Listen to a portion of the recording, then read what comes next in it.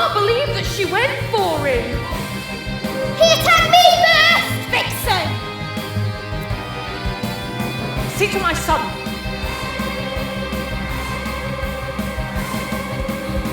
It's a disgrace. She should remember her position. Her lowly place demands both meekness and submission. But no, she's slyly underhand and gives such sullen answers and excuses in a deceitful fashion. I didn't know the child had such a temper. The fury she loses. Just what makes this cat behave with such a passion? It's a disgrace. She's either wicked or demented. And on her face, there's not a sign that she's repented. For see, she doesn't shed a single tear. She must be gracefully hearted. She should be conscience smitten. If God should strike her dead and she was angry at the time that she departed, her soul would go to hell. So it is written.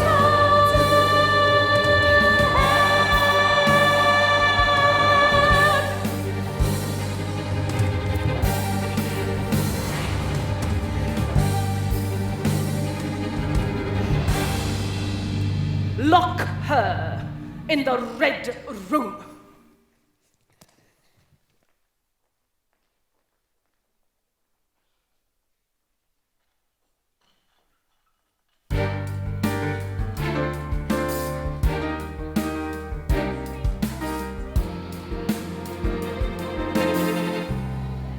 Our late master's favourite sister, disinherited for running off and marrying a poor clergyman. Silly pear caught typhus and died a year later. Master were heartbroken, so when he found out she'd had a little girl. Miss Jane! So they insisted she came here. And as he lay dying, he made Mrs. promise to look after her. Master died in that there room. The red room! I can see him now.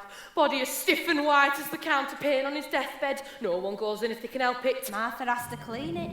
But even she's in and out like lightning. It's not just us. There've been sightings, figures all in white.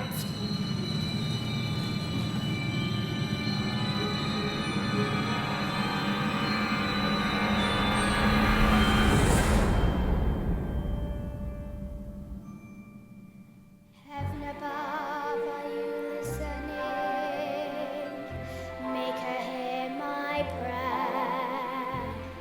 Do not leave me here alone where the cold and icy silence fills this blood red room, where the hand of death is hovered, making it a summer tomb, freezing all I see before me.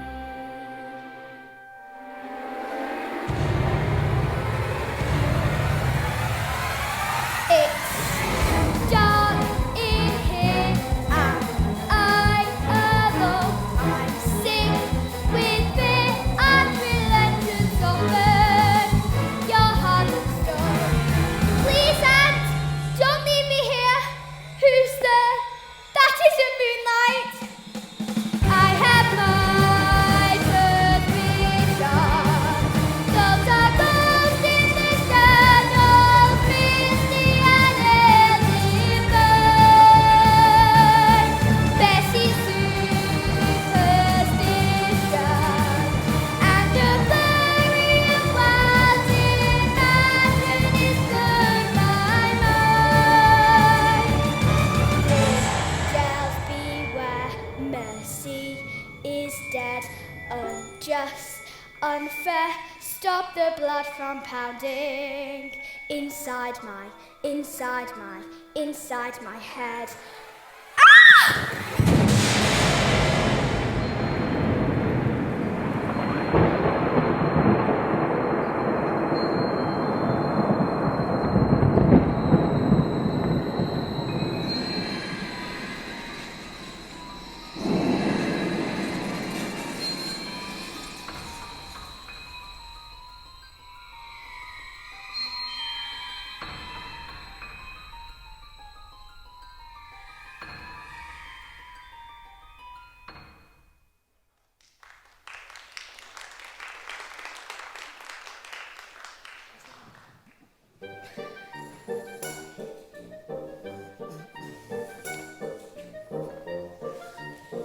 Mr. Brocklehurst, I haven't known which way to turn. She could contaminate my Eliza and Georgiana. The young ladies and Master John, they're a credit to you, madam. They've all been well brought up.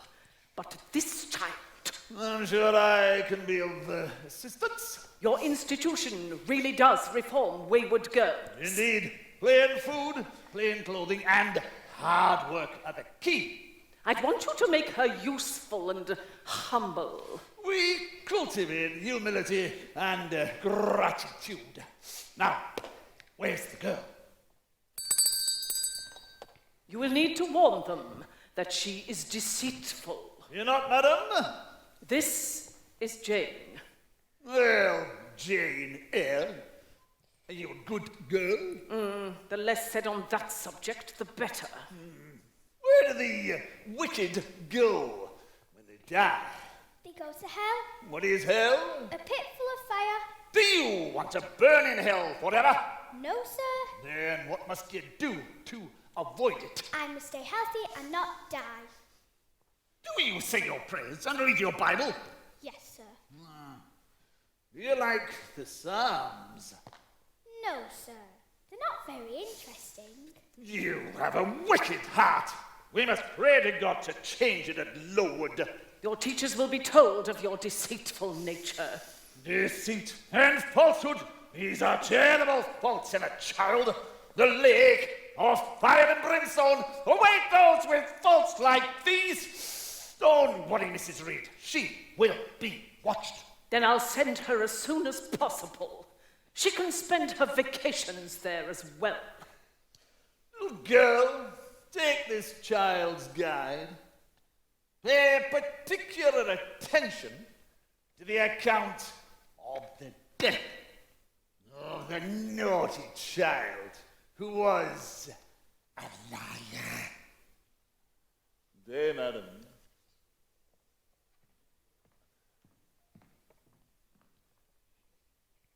I'm not deceitful. If I were, I'd say I loved you, but I don't. Jane! And this is for Georgiana. She's the one who tells lies. Child?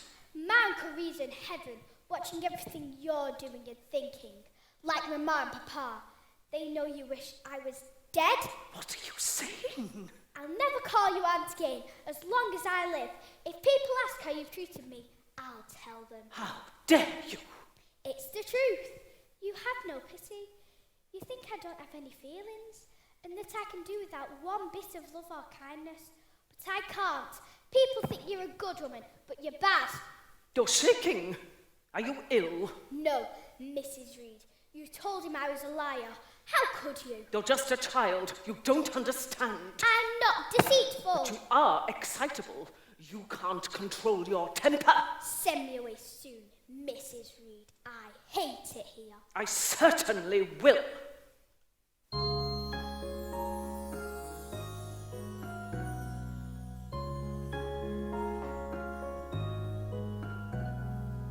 Dawn soon. Nearly time. Do you know, I'm really going to miss telling her bedtime stories. I can't believe the missus still hasn't forgiven her. Well, she hasn't. Jane spent the whole of Christmas banished to the nursery, poor mite. I've taken a trunk to the gates. Ain't very heavy, is it? Well, she doesn't have a lot to put in. Is there no one else coming to see her off? Just me. Oh, where's she now? She followed me down the drive, so I told her to wait back trunk and watch her at court. You did what? If she stands there daydreaming, it'll sail right past her.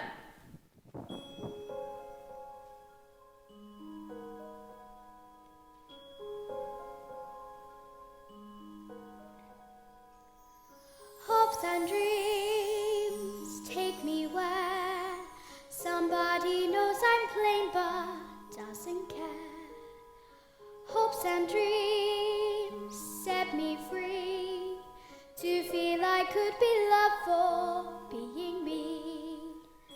In my dreams we lie, someone and I, by dappled water, watching floating clouds reflected in the stream. We've spent a lazy day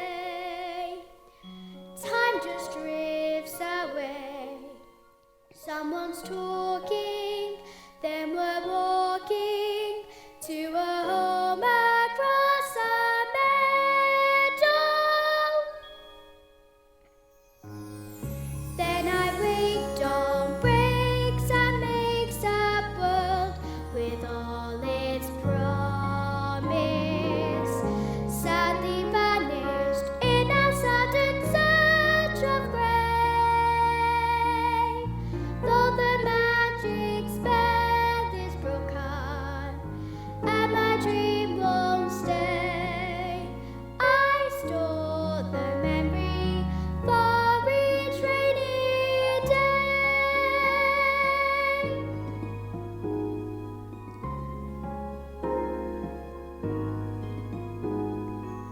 Though nothing lasts forever, does it matter? In my dreams I'm happy, so I will keep the memory in my heart, in my heart.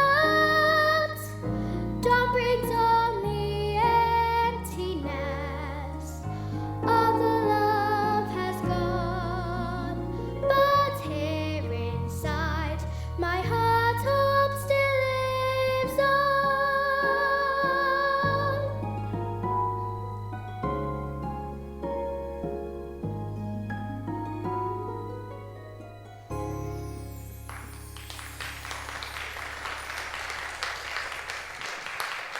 Do I look all right? Am I dreadfully plain? You're a strange little thing and no mistake. Oh, Bessie, I can't seem to do anything right. That's true, but I quite like you. Do you? Really? Yes, in fact I've always been fonder of you than any of Mrs. Reed's children. Well, you didn't show it. I did what I could, miss. You've had a hard time here, that's for sure. But still, you're leaving now. Are you going to miss your poor Bessie? Oh, yes. Well, just you remember, this is a new start. Work hard and you can be as good and clever as anybody else. Then somebody might like me. Yes. Oh, Bessie.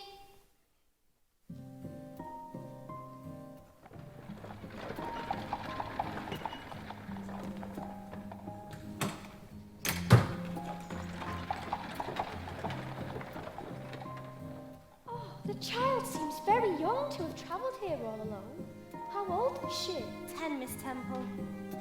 Her trunk's been taken up. You look tired, child. Are you hungry? Make sure she has some supper, Miss Miller. Thank you, Mum. I hope you're going to be a good girl. That will be all. Good night, Jane Eyre. She's like an angel. This isn't heaven, young lady. Believe me.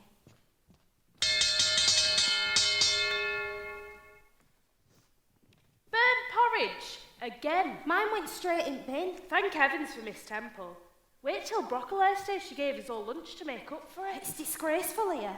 The girls couldn't wash themselves again. Shh. Someone will hear us. The water was solid ice in those basins. Well, the bedrooms are freezing. Second out, we'd better hurry.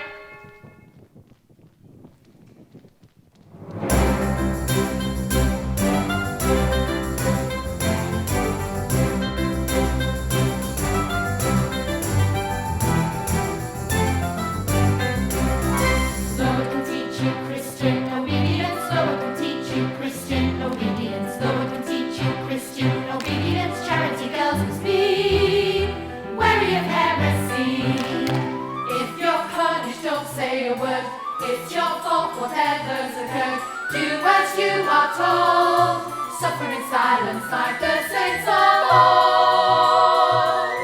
Though it can teach you duty and diligence, though it can teach you duty and diligence, though it can teach you duty and diligence, charity girls we see, virtue and drudgery. Every day we're breaking our backs, while they tell us if we relax. Satan walks right in, but we never have the energy to sing. Though it can teach you goodness and godliness, though it can teach you goodness and godliness, though it can teach you goodness and godliness, charity goes to be full of religious zeal. Helen, why didn't you tell that Miss Scatcherd about the ice? You can't clean your nails if there's no water. I don't like her. I don't dislike her. Well, I do. I wouldn't let her do that to me.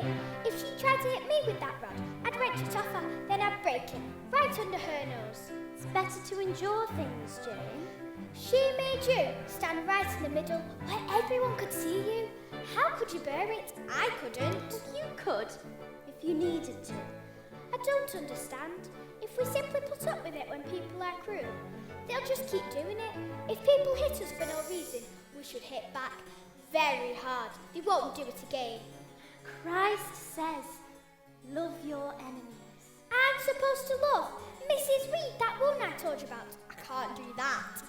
forgive her son. Cousin John as well. Now that is impossible. Jane, life's too short to bear grudges. Sunday tomorrow. I hate Sundays. Jane! Well, I do. We walk for miles and sit through 2 services. Just remember, blessed are the poor in spirit, for theirs is the kingdom of heaven. That's not easy when your hands and feet are throbbing with chilblains and you're starving hungry. God tests us, Jane. When's Mr. Brocklehurst coming? Soon, I believe, with his daughters. Why? Oh, nothing. Economy, ma'am, economy. Now the accounts. Let's have a look. What's this? A lunch of bread and cheese has been served. There is no such meal as lunch in the regulations. Who authorised this? I did. The breakfast was inedible. Madam, you know very well these girls are here to be taught self-denial. Remember, man does not live by bread. Temple, that girl's hair is curled. It curls naturally. Cut it all off. I'll send the barber tomorrow. And the both of them.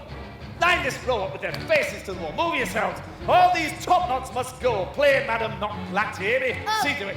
Ah, I'd almost forgotten about you. Come here. Look at this girl before you. The evil one already has her in his clutches. Teachers, watch her. Punish her body to save her soul. For this child is a liar who repaid her adoptive aunt with ingratitude and deceit. We must root out all her considerable wickedness. Yeah. Hear me? Root it out. Guard against her, don't be beguiled by the tender ache of the child. Weakness lies within, hiding in darkness, tempting her to sin. Don't be fooled by how she appears. Don't believe excuses and tears. That's the devil's art. Satan the serpent, rise within her heart. Says that I cannot control me. He can lie, take my good name from me, and pierce my soul. Angels beware, mercy is dead, life is unfair, but a voice is calling inside my head. Suddenly life's dawning. Has God chosen this way of putting me to the test? Maybe it's a warning. I must harbor no deep resentment within my breast. Have I been blind? I must admit that now I find pieces of the puzzle begin to fit.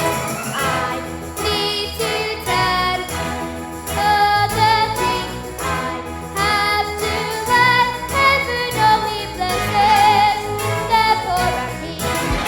Lord the teacher, Says that obedience, Lord the teacher, Christian obedience, Lord the teacher, Christian obedience, trying to help us be where we are heresy.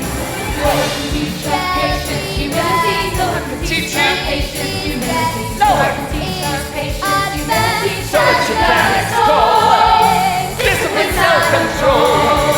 Guard against her, don't be beguiled by the tender ache of the child. Weakness lies within, hiding in darkness, tempting her to sin. Don't be fooled by how she appears. Don't believe excuses and tears.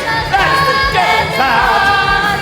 Satan the serpent, rise within her heart. Lord the teacher, beauty and diligence, Lord the teacher, beauty and diligence, Lord the teacher. beauty and diligence, Lord the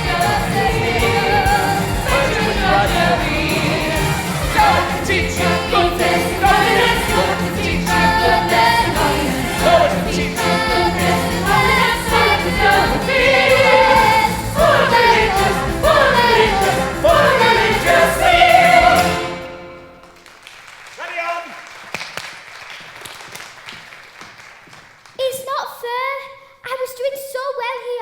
No one will ever like me now. That's not true. I'd face having my arm broken, being gored by a bull, or letting a horse trample all over me. If only someone would love you. I love you, and so does our Father in heaven. It's all ruined. Everyone thinks I'm wicked. We will judge you as we find you, Jane. I'm innocent. I'm not a liar. Well, if you show us you are a good girl, we will believe you are a good girl. When this is over, bring Helen and come and see me. But now you must take your punishment. Dry your eyes, Jane, and be calm.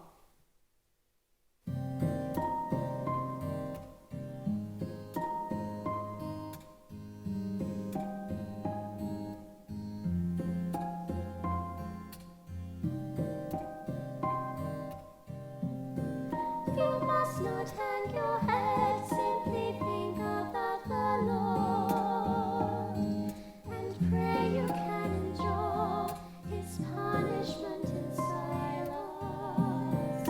For how can you compare any shame you have to bear with what our Maker asked his only Son to suffer?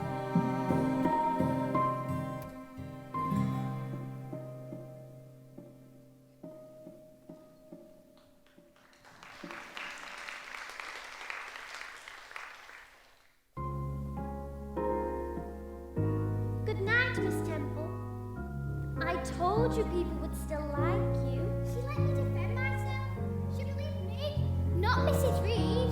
Well, you did tell your side of it with much less drama than usual. That's because I had you in my head saying, "Be calm, Jane. Just tell the truth." Right, Helen? Yes. I could have listened to the two of you all night, all that talk about faraway places and books and people that I'd never heard of. She's so clever and so kind to both of us. Yes, but she likes you best. She hugs you for longer.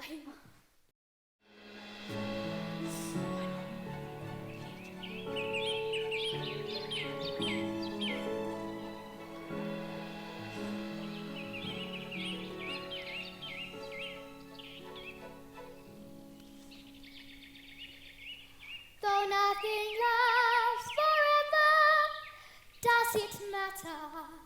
In my dreams, I'm happy. I'd love it here. Freeze a bird. Gypsy Jane. Amelia went home this morning. That's 11. I heard Miss Miller say there's been over 30 carried out head first in that sick room. Not many of us left. Fewer the better. There's more to eat now. Marianne! They can't hear us. They're dead. Now eat your pie. No lessons. No teachers anyway. School's like a hospital. I can't believe they've let us loose. Frightened we'll catch it properly. Well, at least Helen's not with the typhus patients. What's wrong with her then? Consumption. I've been trying to see her for weeks. Can't be serious. Or they've told you. Too busy with the others, I expect. Poor girls. Must be so sad being ill. Best not to think about it. Well, at least these flowers will cheer them up. They're not for the sick room, silly. They put them in the dead girls' coffins.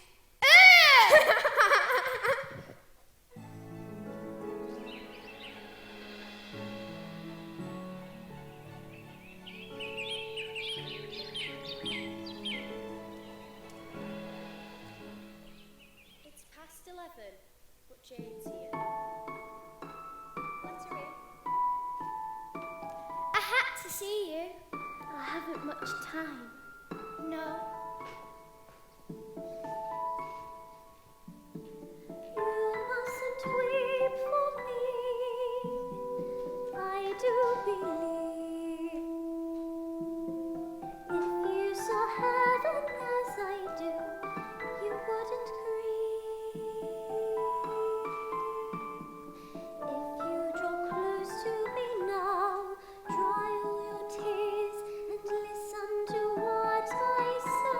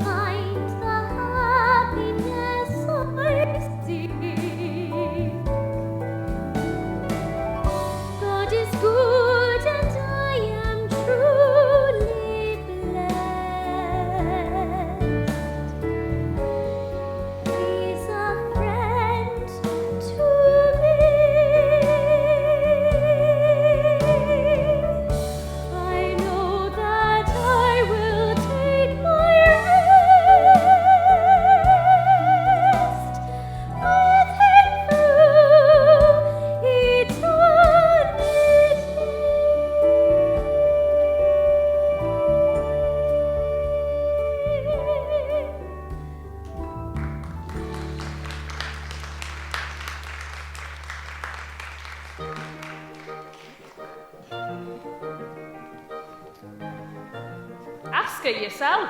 Why would you want to leave, Jane? You become such an excellent teacher. And Lord is improving, Miss Eyre.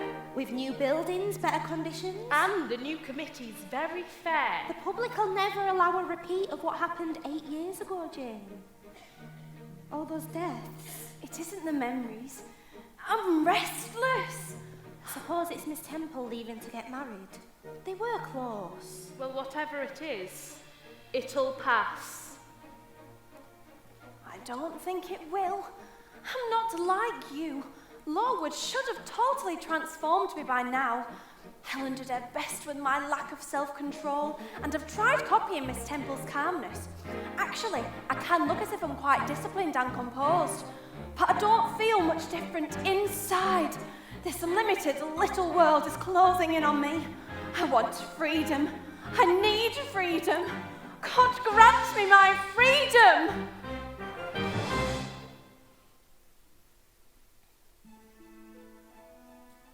Trunks packed. I haven't slept a wink. I'm to be the governess at Thornfield Hall. I must have read this 100 times. You're much more than a small piece of paper. You're the key which will open the door to a world full of changes and colour and promise, a world I have longed to explore. Please don't let that Mrs. Fairfax turn out to be a second Mrs. Reed. Oh, stop it, Jane. If she does, you don't have to stay there. You can advertise again. There's a visitor for you. I'd have known you anywhere. Oh, Bessie, you came. Well, I just had to see you before you left. Are you disappointed? You've turned out just as I expected. Well, you were no beauty as a child. That's true. But you're clever, aren't you? Do you play piano? Oh, and speak French? Yours? Oh, it's beautiful. You're quite a lady. Miss Jane, now that you're grown up, I think that there's something you should know. About 6 or 7 years ago, your uncle arrived, and he looked like gentry to me. Anyway, he wanted to see you. He was so disappointed when Mrs. said you were miles away at school. He said it's right when he got back to Madeira, but... Madeira? My Robert reckons you were a wine merchant or something. Well, it's probably too late to do anything about it now, but at least you know we tried to find you. Oh, perhaps I should have said something a bit sooner. It's all right, Bessie, but I can look after myself now, so don't worry. There's a whole new life waiting for me. You take care, Miss Jane.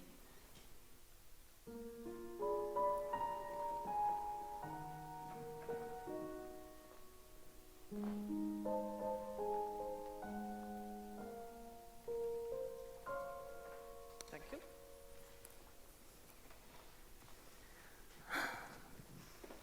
There you are. You'll catch your death a cold out there. Don't worry about me, Mrs. Fairfax. I enjoy worrying about you, my dear. You've been good company these past few months. Last winter, I didn't see a soul apart from the butcher and the postman from November to February. It is so isolated here. But you can see from miles up on the battlements. You're the only one to ever visit the third story in years. I only brave it to get to the roof. But those locked doors on that dark corridor remind me of Bluebeard's castle. Well, I suppose if Thornfield ever did have a ghost, it would have to haunt the third floor. All the old carved furniture and those dark, low chambers. Isn't there a ghost or exciting legend? I've never heard of one. But they say some of the family's ancestors were rather wild in their time. Do you remember when I first arrived and thought Thornfield was yours? And Adele was my daughter, not the master's ward. What would Mr. Rochester say? What's he like? Well, he's travelled a great deal, of course, and he's very clever. But he is a little peculiar. In what way? Oh, I never know if he's been serious or not.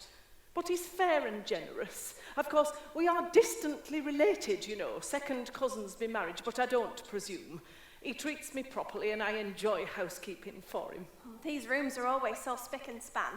Well, the master's visits may be rare, but they're always sudden and woe betide as if things aren't just so. 'Course he never stays long. Why ever not? I don't think he likes it here. I don't know why, it's such a shame. Thornfield comes alive when he's here. Really? I do hope you're not too bored here, dear.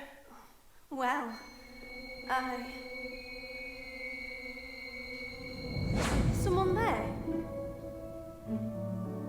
Who is it?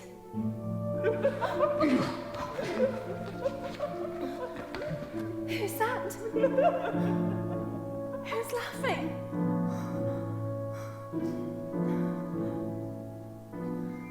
Childish superstitions and a flurry of wild imaginings crowd my mind.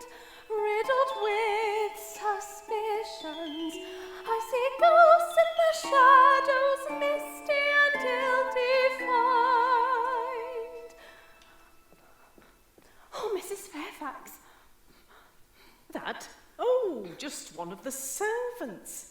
Probably Grace Poole. So you heard it, it's not just me. Oh, I often hear her. She can be quite noisy. Grace. Grace! Oh, where is she? For goodness sake, Jane, it's just laughter.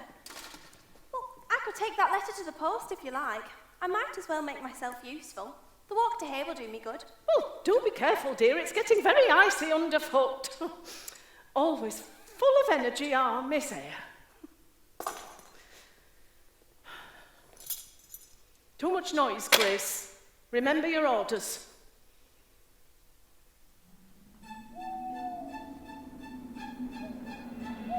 Oh, Jane, you should be ashamed. Mrs. Fairfax is kindness itself, and you're fond of little Adele. So what's the matter with you? How it is the moonlight, silvering the treetops, stirs the strange sensation I feel, and the falling shadows, patterning the moorland, makes my senses reel. Walking in the twilight, now the day is over, my poor spirits tremble and soar. Stars that like the heavens seem to stir the yearning I have felt before. Women can feel just as bored and trapped as men, but we're supposed to settle for less. Why? Is it wrong to be safe but be restless? Is it wrong to have much but want more? To be aching for what I can only imagine, a world I can never explore.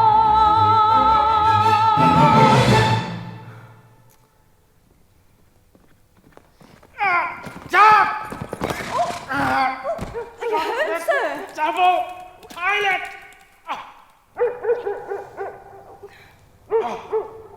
It's just a sprain.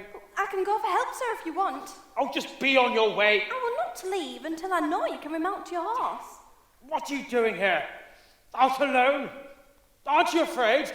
No, sir, I'm just posting a letter and there's enough moonlight. Where do you come from? Down below, Thornfield Hall. Thornfield.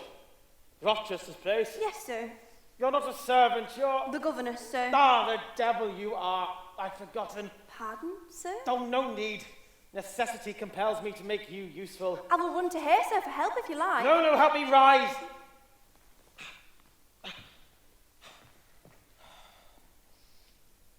Well, it's getting very dark if you want to post that letter. I can manage no up with you. Pilot, come here!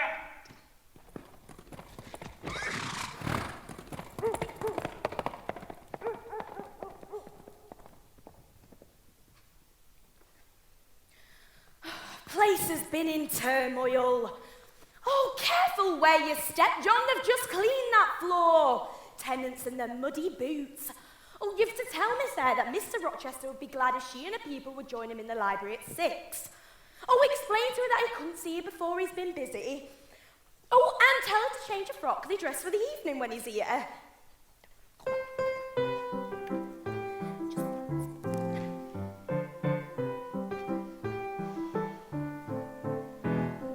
Enough!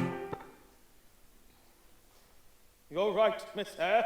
You play a little, but not well. Mrs. Fairfax, the child should be in bed. Do you have a present for Miss Eyre? What? No, I don't have a present for Miss Eyre. Were you expecting one? I'm just the governess and I haven't done anything to deserve a present. Such false modesty. Adele has improved. You've worked hard with her. Your praise of her progress is my present. Tell me about yourself. You come from? Lowood Institution. I was there for 8 years. You must be tenacious of life. No wonder you have the look of the fairy tale world. Did you cast a magic spell on my horse to make him fall? Indeed not, sir. Were you waiting for your people? The elves, the little men in green who enjoy the moonlight? Oh, they all left England years ago, sir. Or no real family, friends, acquaintances? Only the pupils and teachers of Lowood. I suppose you worshipped the Reverend Brocklehurst. I disliked him intensely. Why? He was harsh, cut off our hair, starved us and frightened us. You're very direct. How old were you when you started there? 10. And these sketches, they're your own work?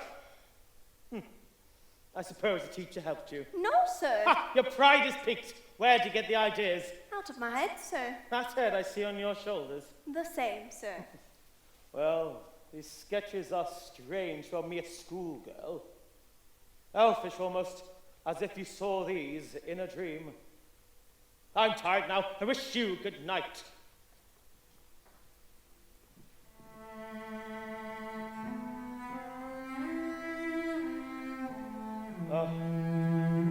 Humour me, Miss Eyre. I'm in need of company again. I'm not fond of the prattle of children or simple-minded old ladies, so you'll have to do. Be seated. Further forward. So, Miss Eyre, do you think I'm handsome? No, sir. My word! You sit there like a nun, and then you rap out a reply, which is brash to say the least. Beg your pardon, sir. I should have said something like, beauty is unimportant. There you go again. You pretend to apologise, and you stick the penknife in again. It's a blunder, sir. And you shall explain yourself. Is this a noble forehead? Am I a fool? Far from it, but are you kind? There you go again. Another jab of the penknife. This is because I said I did not like the company of children or old ladies. I do have a conscience, and once upon a time I was tender-hearted. Oh, is there any hope, Miss Eyre? Hope of what? That I could be retransformed into a human being. I feel like talking tonight. I want to know more about you, so speak. Oh. Stubborn and annoyed. I was insolent. Pardon me, I'm just so used to saying do this and it's done. I don't wish to treat you as an inferior. I'm quite willing to answer any questions, sir. Well then, don't I have the right to be a little abrupt? Masterful? I'm old enough to be your father. I've been all over the world unlike you. Can't you take orders without being bothered by the tone of my voice? Ha! She smiles. Why? Few masters would care about their paid employees' reactions. I forgot about the salary. Then I'll forgive your tone, because you did forget it. And I shall treat you as an equal because your manner is frank and sincere. I don't know of a single raw governess who would have spoken to me the way that you've just done. Oh, don't be flattered. It's just a fault in your nature. Yes, I know. I help others too, you know. But when I was 18, things were different. Picture me 18. Underneath the Cover young and brooding, green. there are fleeting Fate turn this glimpses youth of the into parson a who sinner. Frost struck and cold. capable of Soldiers of kindness gold. and an understanding. Disappointment makes a bitter wine. Evil runs its course. What if he's Now I feel capricious, remorse. changeful like the Someone weather? like me Skies and deserves a clouds, if tempted future. will he. How can I forget Has he other what I now shoes, regret? and do you stand here? Where are all the dreams Time that may once yet were mine?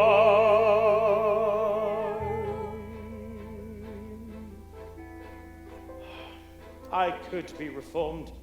Oh, do you think there'll ever be an angel to lead me? You've lost me, sir. You're wondering why I'm talking to you like this? Yes, sir. You're good, Lister. I feel people will always confide in you. It's your strange compassion. Oh, don't you ever laugh, Jane. Sir? Lowood has certainly taken its toll. You remind me of a wild, captured bird, and if it were to be set free, would soar cloud high. You will learn to be more natural with me, as I am strangely at ease with you. Stay. Adele will be down shortly to show us her new frock before she goes to bed.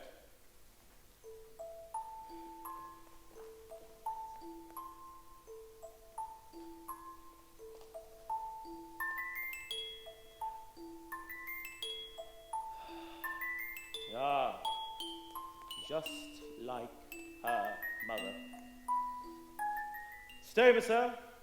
You should be told Adele's history.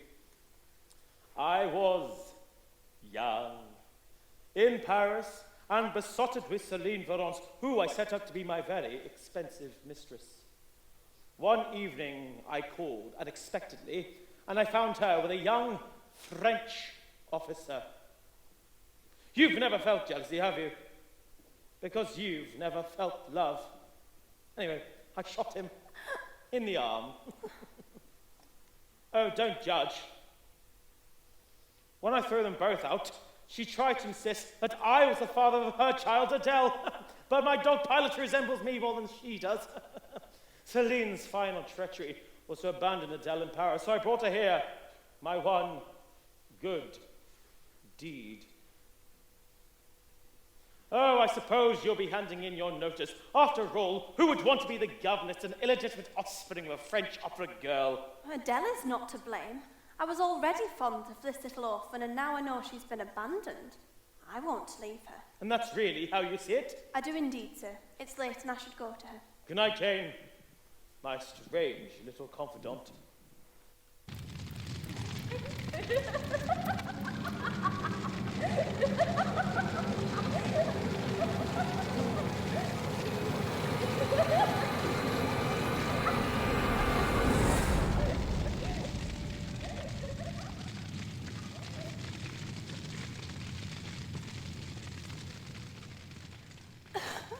What have you done, Jane? Go down, you witch! Smoke was pouring from your door. Smoke? The bed curtains were ablaze. I tried to put them out and wake you. You tackled it yourself? This was deliberate, sir. You must summon the household. No! Let them sleep. I'll deal with this. Do you see anything when you open the door? Think! Only the candlestick on the ground. Did you hear anything? Running footsteps upon the third floor and strange laughter. Have you heard that laughter before, perhaps? That strange servant, Grace Poole, often laughs like that. Yes, Grace Poole. Just so. Say nothing about the fire. I'll explain myself tomorrow. Now, you best be returning to your room. The servants will be awake soon. Good night, then, sir. What? You're leaving me just like that? You said go. You saved my life, and then you walk off like we're complete strangers. At least shake hands. I knew you'd doing some goodness and waste some time. I saw it in your eyes when I first met you. You owe me nothing, sir. Good night, Jane.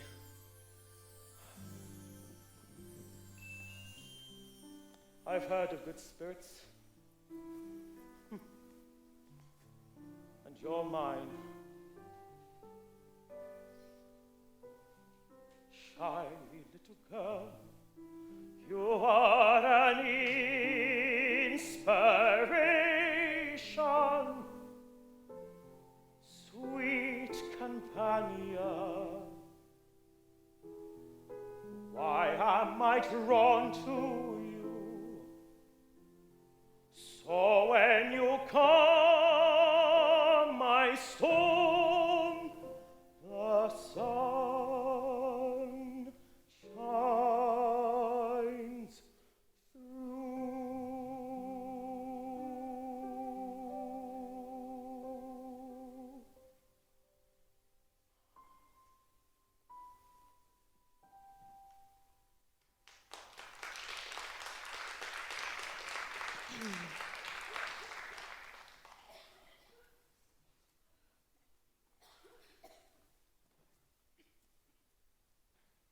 Has something happened? Master fell asleep reading. His bed curtains caught fire. Woke up just in time. Didn't anyone know? You and Miss Fairfax have the only rooms nearby. And she slept through the whole thing. Did you hear anything, miss? I heard strange laughter. Must have been dreaming, miss. No, I heard it. Did you open your door? I had bolted the door. Very wise. It's hard to keep a large place like this secure. I'd lock my door every night from now on if I were you. Best be getting back to work, miss.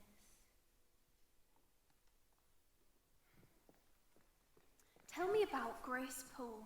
Grace? She's from Grimsby, I think. Master brought her here about 9 or 10 years ago. She answers to him and keeps herself to herself. Why? Well, at least it's a fine day for the Master's journey. Where to? Mr. Ashton's. For a week or two at least, all the fashionable people are going. The ladies will be pleased to see him. Ladies? Mrs. Ashton, her daughters, and Blanche Ingram. Blanche Ingram? A real beauty. Very elegant and very accomplished. Unmarried. Is she rich? No, I don't think her fortune's very large. Perhaps Mr. Rochester will take a fancy to her? Well, there's quite a difference in age.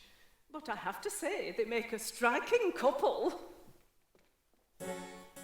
So, Jane Eyre, you thought you were important to him, did you? You fool. So he's been kind to you. So he saw something in your eyes, did he? Wake up. It does no good for a woman to have ideas above her station. You're guilty of letting your imagination run away with you. Tomorrow, you're going to draw a self-portrait and call it Portrait of a Governess. Disconnected, poor, and plain.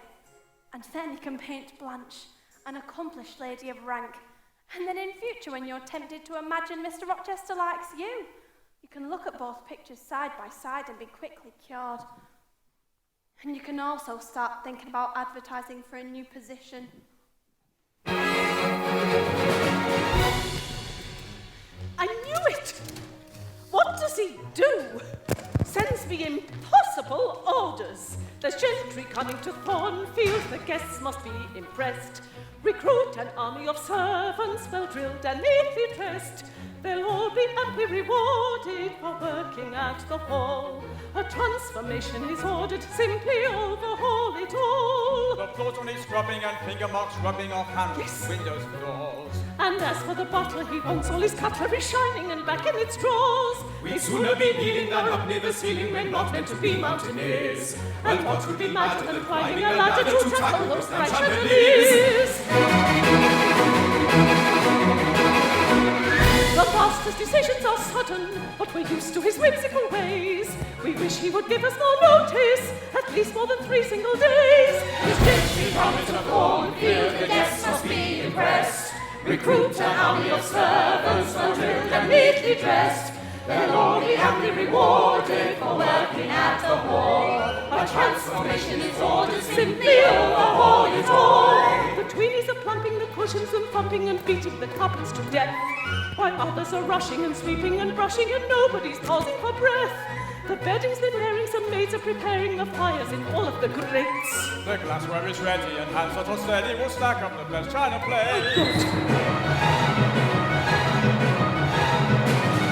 Gentry promise of Thornfield, the guests must be impressed. Recruit an army of servants, well drilled and neatly dressed. They'll all be amply rewarded for working at the hall. A transformation is ordered, simply overhaul it all. The master's decisions are sudden, but we're used to his whimsical ways.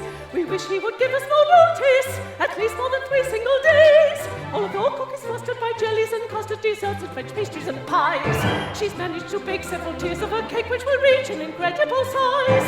We're stocking the larder to feed the armada of guests when they sail up the drive.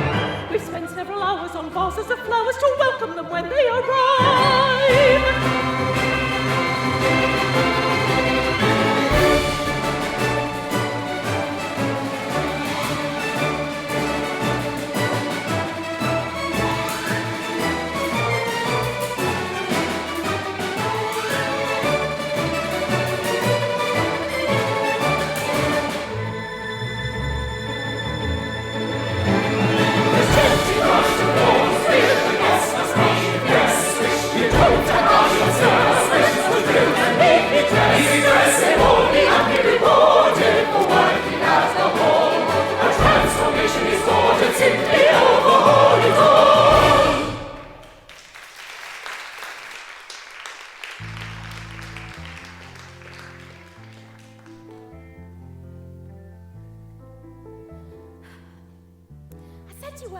grand company, He was but... simply being polite. I don't want to join them. But he specifically asked for you. And he said if you're obstinate, he'll come and fetch you himself. All those people. Well, if it's making an entrance that bothers you, just go in ahead and hide. So much for the portraits, Jane. You're still hopelessly in love with him.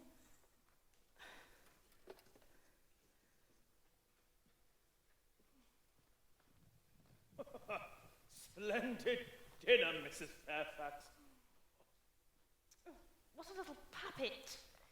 Mr. Rochester, I didn't think you liked children. I don't.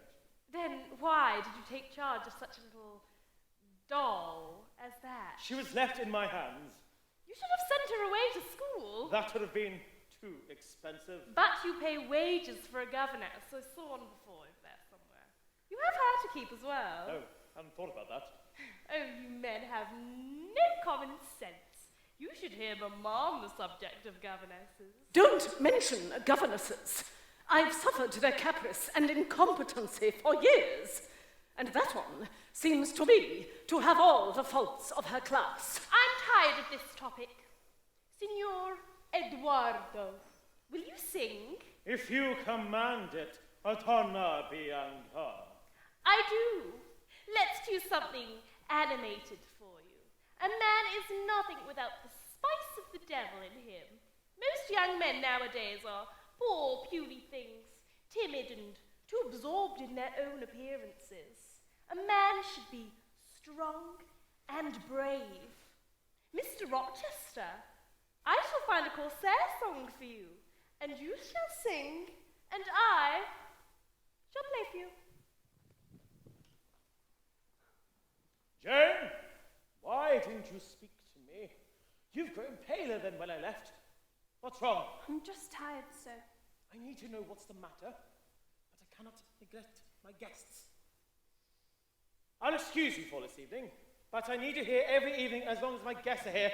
It is my wish.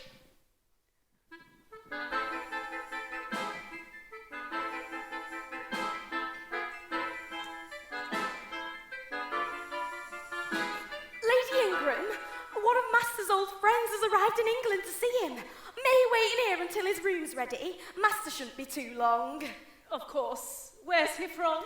Mr. Mason is from Spanish Town, Jamaica. Then have him come in. It'll relieve the boredom. Thank you, your ladyship. How tiresome that Mr. Rochester's not been here today. It's been so enjoyable this past week. Yesterday's game of charades was excellent. I should never have been able to depict the word bride well, but you managed both syllables superbly. It's not hard, Mamma. One to show a marriage, and the other taking water from a well. You made a lovely bride, my angel, and looked well on Mr. Rochester's arm. Mr. Mason, will that be all, your ladyship? Only, we've a problem in the kitchen. Oh, yes, thank you. Yes, yes. How diverting! We must see her.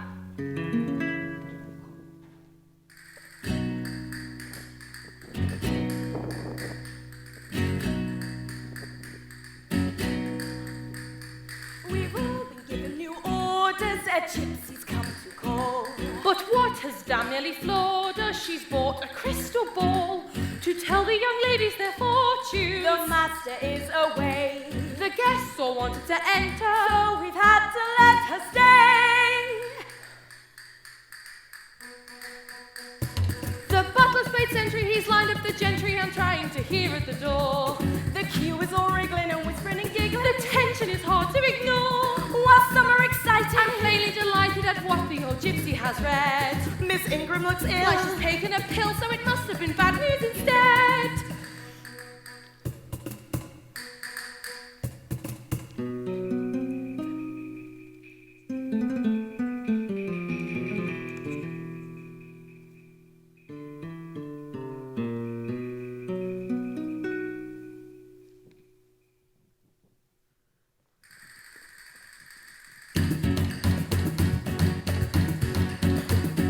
The gypsy is growing impatient. She has one more secret to share, which is summon the one who's reluctant. Well, that has to be our Miss Eyre.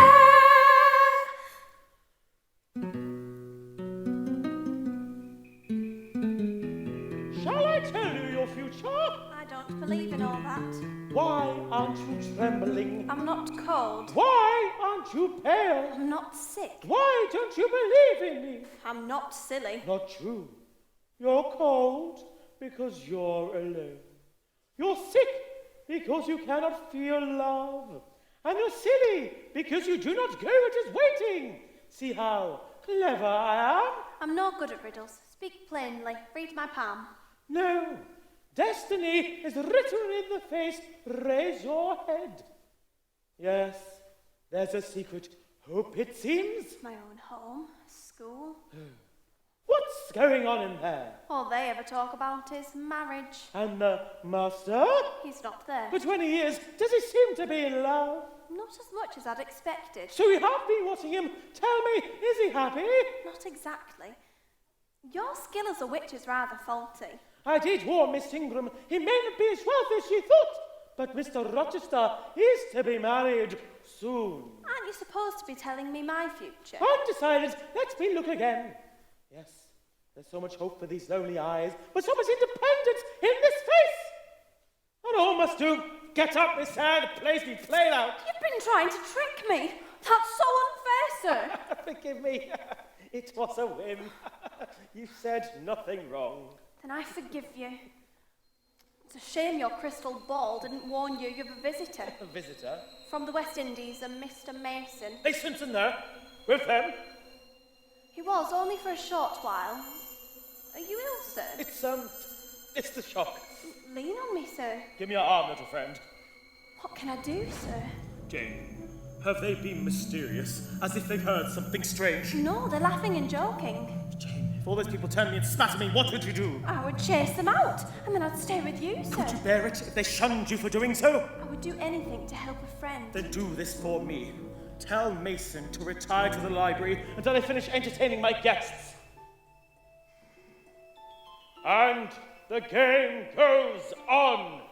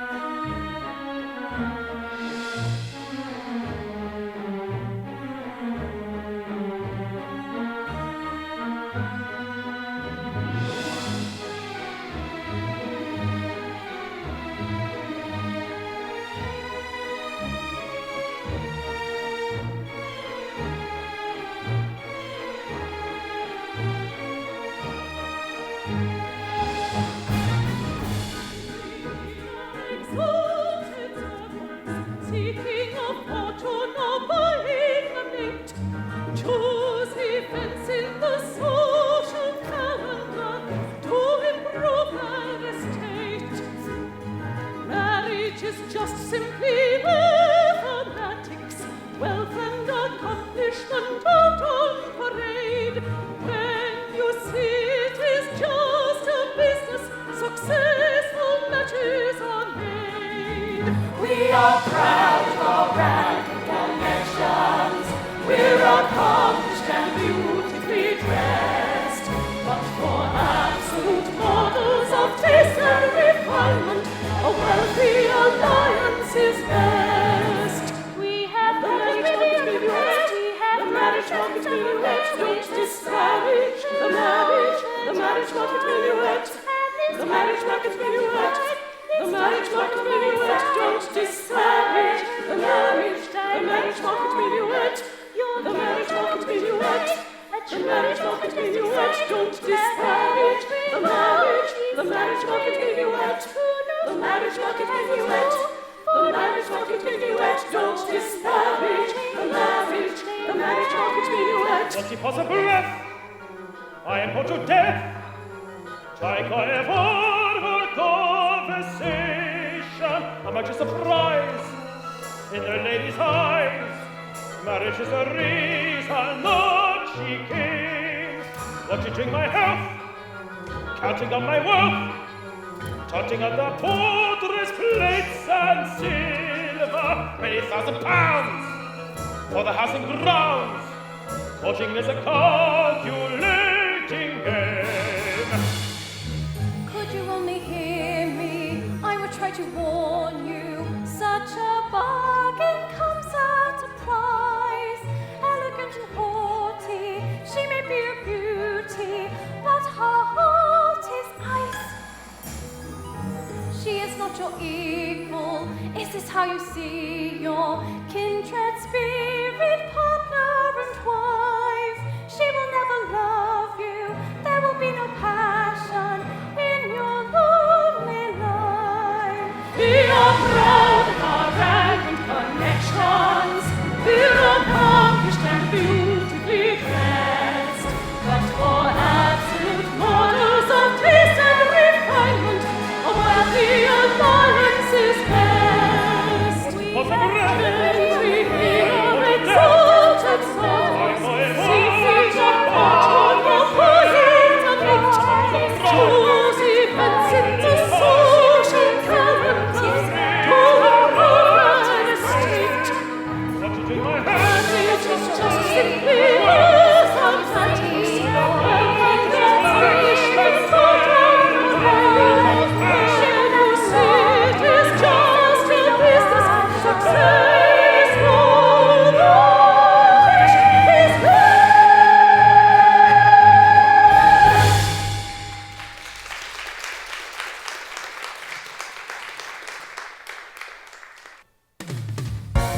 God in heaven, Lord protect us and save us from the perils of this night.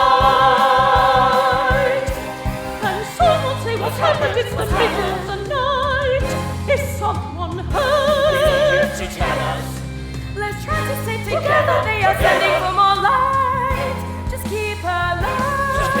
What were those awful noises which were coming from the floor above our heads? What should we do? We've never Ever be to be murdered in or in our beds?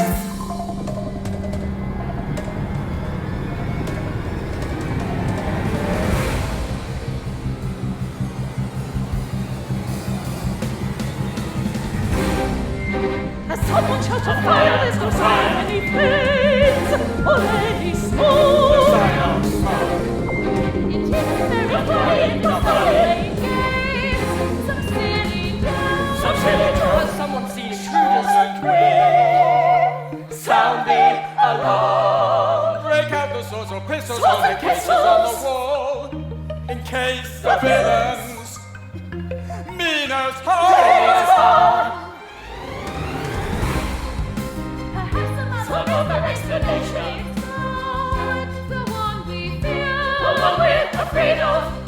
To never move Was forward and the for spirits spirits. will go forward. Perhaps they're here. Perhaps they're here. I want to be with Oh,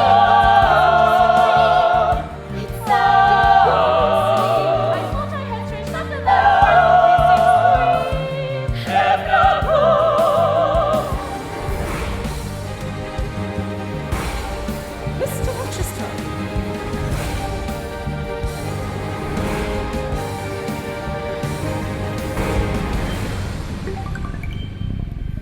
You know that screaming?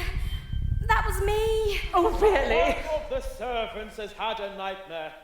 Now, if you all would return to your rooms, good night. Yes. I said good night!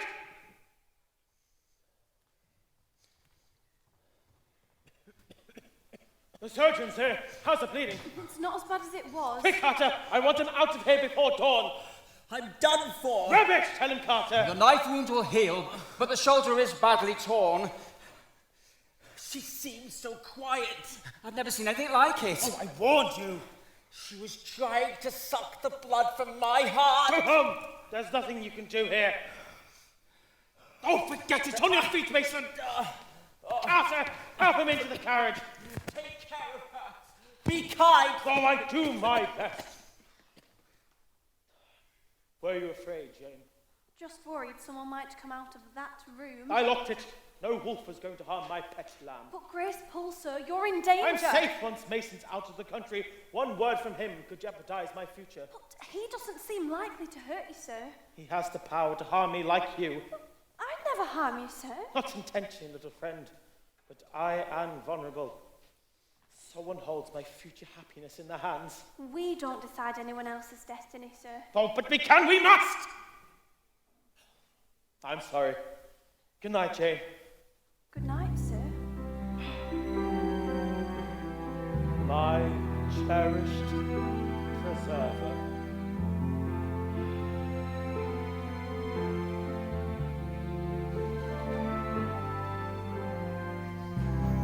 This cannot be just my imagination.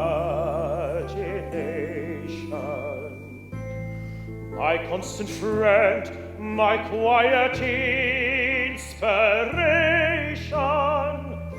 sweet companion.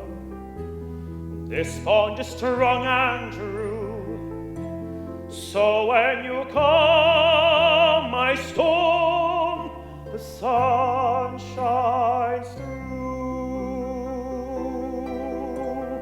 Though the dark and all my haunting shadows linger on, we share a look, a smile, and for a while the pain is gone.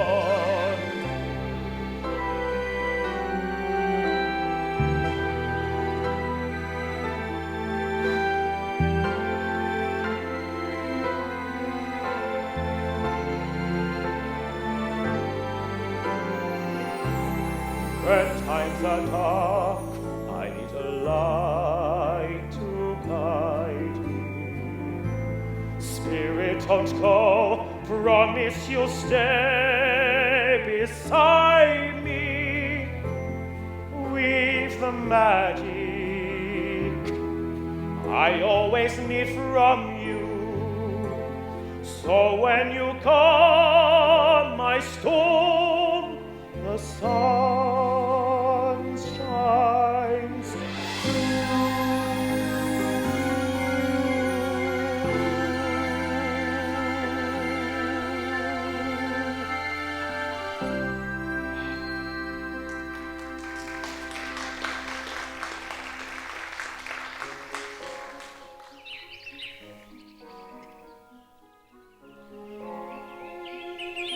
Sometimes this place is like a dungeon. Oh, but it's beautiful, sir. No, this is beautiful. Is it bad news? You'll just think I'm superstitious, sir, but it's supposed to be bad luck if you dream about a child.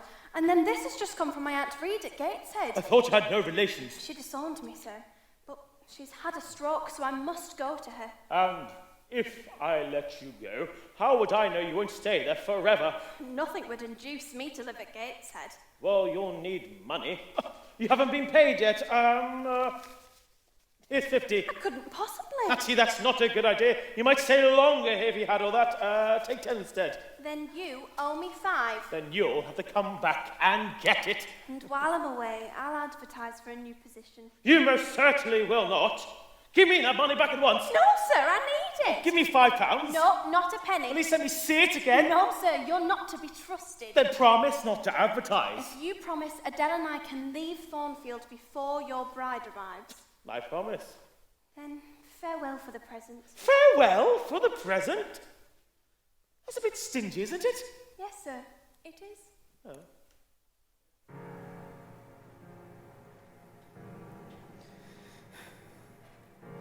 Where is she? I have to speak to her.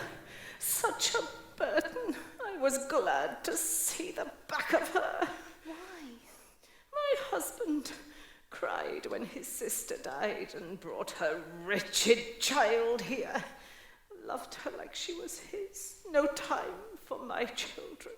Oh, Aunt, shh. It's me, Jane. I've come, just as you asked. Oh, at last. I don't want you on my conscience. I've wronged you twice, and I regret it. I promised I'd bring you up as my own, and It's no use here. Read this. Madam, I require the address of my niece, Jane, so I can write to invite her to Madeira. As my sole heir, I intend to bequeath her whatever riches I have at my death. John Eyre. It's dated 3 years ago. Why didn't you tell me? Why should I help you better yourself? I've never forgotten the fear I felt the day you cursed me. I was just a child. You should have put it out of your mind. I couldn't. So I took my revenge. I wrote that you died of typhus at Lowood. It's your fault. I'd never have done such a thing but for you. Oh, Aunt, forgive me. I would have loved you if you'd let me. At least let's be reconciled now. Love me or hate me, I do forgive you.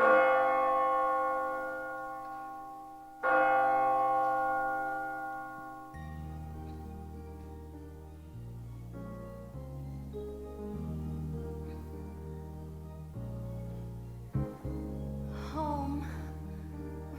At least, let me pretend it is, for a short while. A few more days or weeks, and we'll be parted forever. Hopes and dreams, am I wrong to want to see a place where I belong? Let me dream, I am free to feel a kindred spirit waits for me. If I close my eyes, it seems he waits with arms extended, draws me in as if I'm on a slender string. Lover's morning star guides me from afar. Soon I'll treasure fleeting pleasure in a world so full of sunlight. Mere imagination cannot make it last forever. Grey tomorrow steal across my sky. Soon with eyes wide open, I will have said my last goodbye and made the magic fade and watched it die.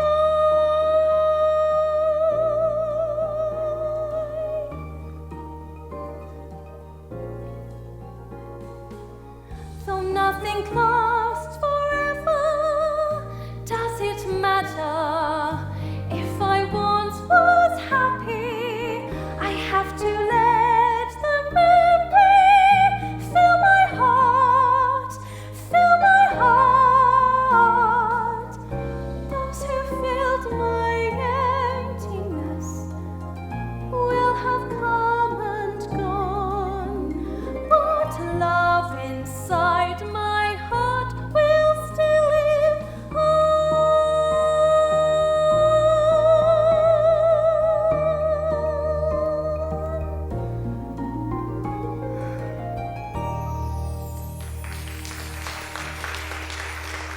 At last.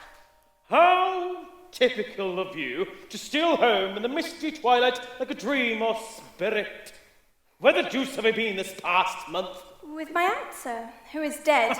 That's Jane, direct as usual. Ha! Heaven protect me. I'm talking about death in the midst of a creature from another world. No doubt you'll vanish soon. No, sir. Truant. You've probably forgotten about me. I believe you've been to London, sir. Preparations. Now, elf, do you have a magic spell or charm to make me handsome? No magic spell could do that, sir. She's back. Then off you go, Jane. Go and rest your weary, wanting little feet at a friend's fireside. Thank you for being so kind to me. I'm strangely glad to get back home to you again, sir.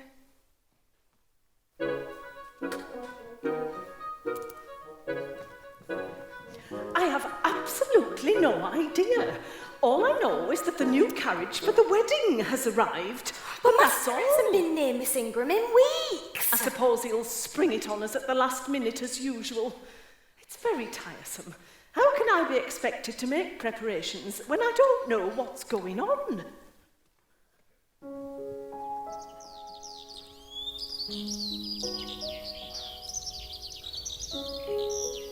Thornfield is lovely in the summer, isn't it? Oh, yes, sir. Life, very sad. No sooner do we settle than we have to move on. Must I leave Thornfield? I'm sorry, Jane, but you must. I'm to be married within another month. Then I need to find a new situation. Well, I already found you one. A Mrs. O'Goole of Bitternut Lodge, Connaught Island, needs a governess for her 5 daughters. Island, sir? That's such a long way. It is, Jane, but what's to be done? We've been good friends, haven't we? Yes, sir.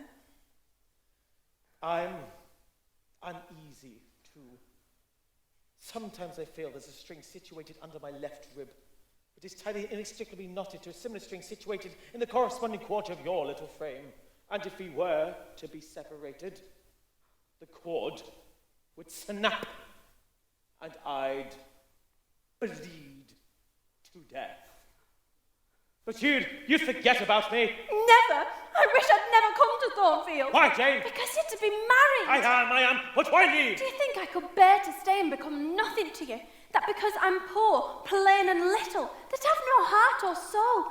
My spirit speaks to yours. We were equal. And so we are. Let me go. You're to be married. Be still, Jane.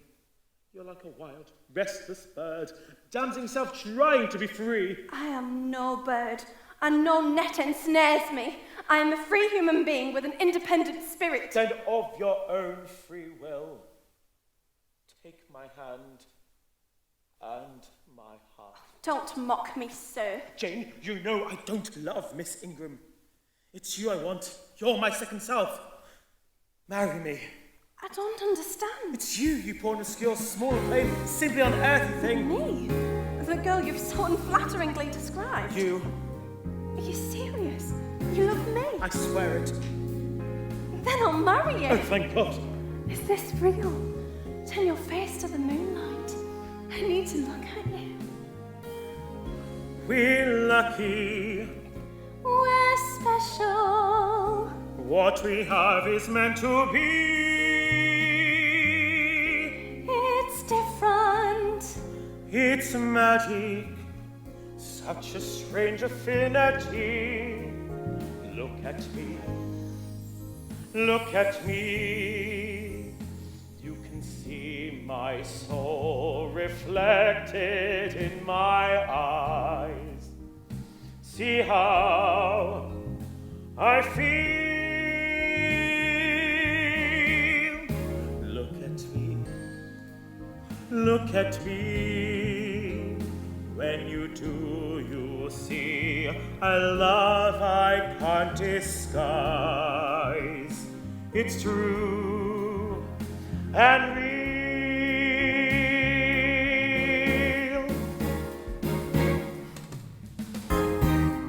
Like a wordless silent prayer, we've a language no one else can share.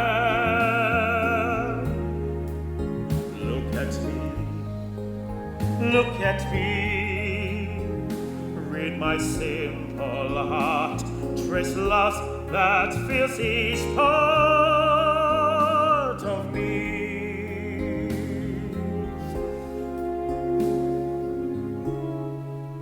Look at me.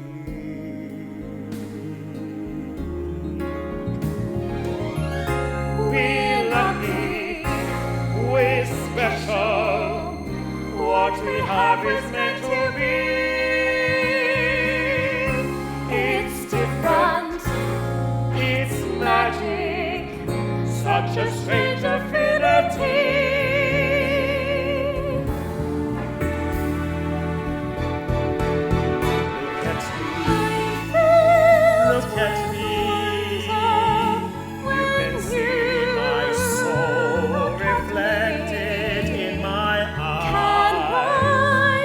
how I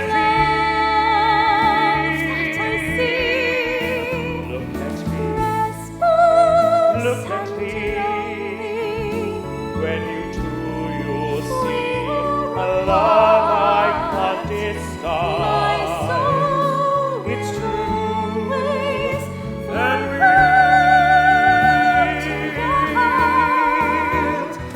Like a wordless silent prayer. We've a language no one else can share. Look at me. Look at me. With my simple heart, dress love that fills each part of me.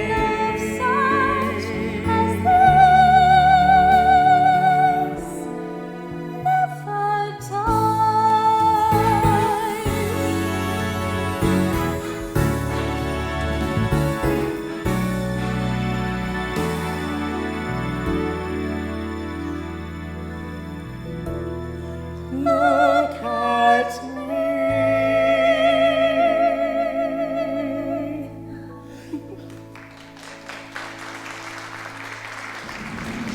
Lord, pardon me. A man meddle not with me. I have her, and I will hold her. Are you happy, Jane? Yes, Edward. I believe God sanctions what I do. As for man's opinion, I defy it!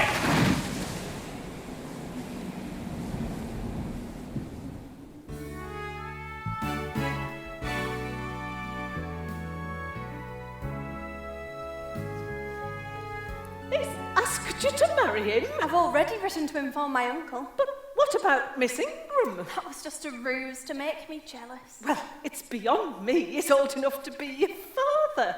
Is he really marrying you for love? I'm such a monster that he couldn't be. Oh, I'm sorry, my dear. I didn't mean to hurt your feelings. It's just that you're so young. You know nothing about men. Be on your guard. Keep him at arm's length. Gentlemen don't normally marry their governesses. Well, we are marrying in a month's time. Yes, well, in the meantime...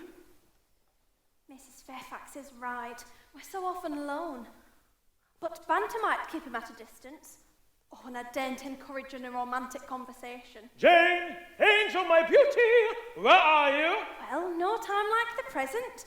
Please don't call me a beauty. I'm your plain Quakerish governess. You're a beauty to me, so delicate. My Jane shall have satin and lace. I will buy my own clothes out of my own salary. I will not be a jay in borrowed plumes. Listen to her. She refuses credence. I wouldn't trade this one little English girl for a sultan's harem. Don't compare me to them. If that's what you want, then I won't do it all. Go on, be off. Istanbul's that way. You'll get a much better bargain there. You little imp. What can I give you? What do you want? I don't want anything. Will you dine with me, Janet? No, thank you. Why do no thank you? Are you afraid I'll have atrocious table manners, like Bluebeard? No, sir. But I've never dined with you before, and I don't see why I should. Until I have to. Until? In a month's time. I'll see you this evening, sir, as usual. You're a mischievous elf. A torment. A tyrant. Yes, sir. There you are, Mrs. Fairfax. Nothing to worry about.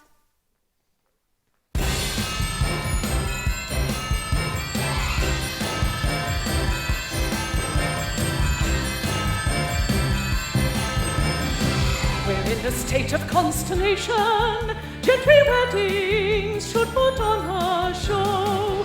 The bride of someone of his station is the star of the scenario. Though they come with their suggestions for her wedding gown, so far every circumstance she has seen has been turned down. We've been right through the list from pink to amethyst, so why must she say no? We try to do our best to see she's finely dressed, so why must she say no? She's barely glanced at any merchandise display. Well, never furs or lace or trimming, as the souls or high brocade. How can we guarantee when she walks down the aisle that this bride has elegance and style?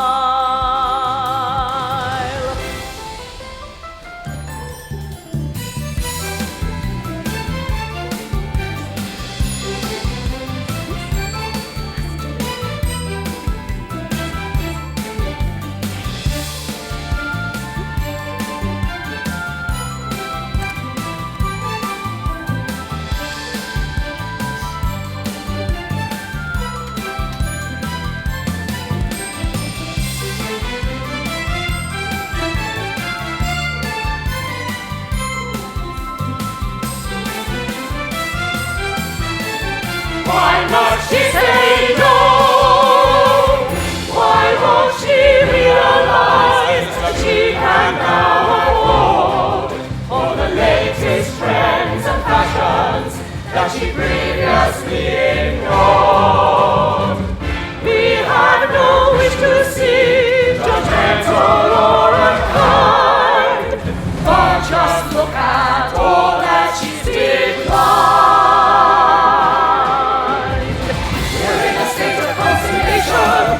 All the seamstress has been told to sew a dress devoid of decoration, not a single frill of her below. Even gems and camelias, necklaces and rings, she's had sent back to the country. She does not care who wears such things. She's made the traders bitter, had just want to hit her. Why must she say no? We try to plan the truth so for the well to do so. Why must she say no?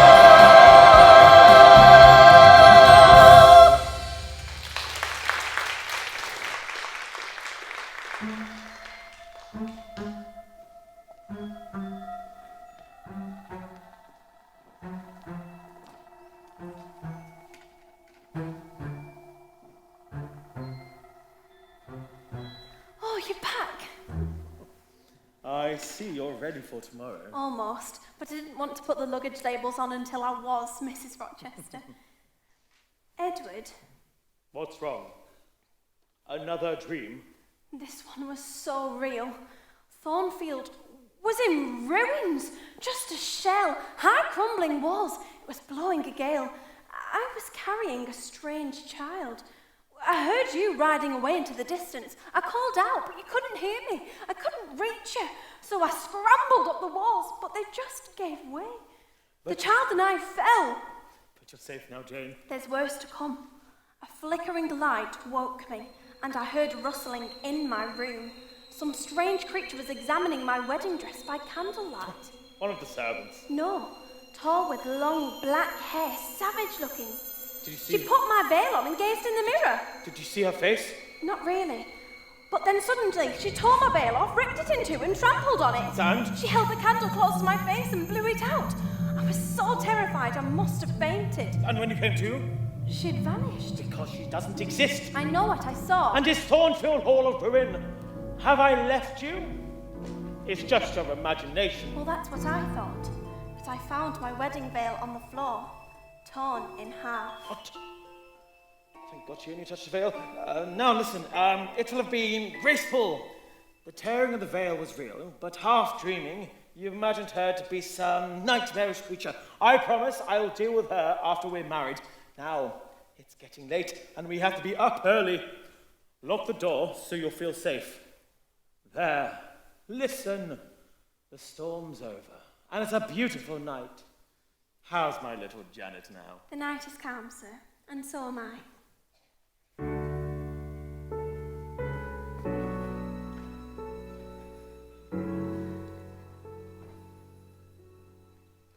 I wish we could have gone. Master wanted a quiet ceremony. John said that when he went to see if clergyman was ready, even the churchyard was deserted, apart from two strangers. Oh, witnesses, probably. Now, Is this the last of the luggage? Right, let's get that on the carriage. Mr. Rochester says that the carriage has to be ready to leave the instant they walk back up the drive. They're not coming in. Poor girl barely had time for any breakfast before they left. He's impatient. Mary, they've a long journey to London. Before he whisks her off abroad.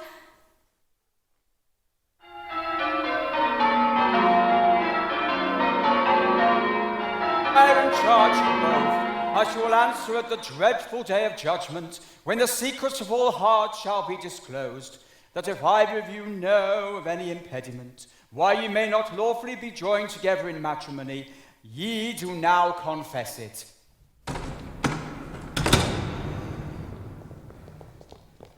I declare the existence of an impediment. Sir? He already has a wife, now living. Proceed. Stop, look, I have a witness. Mason.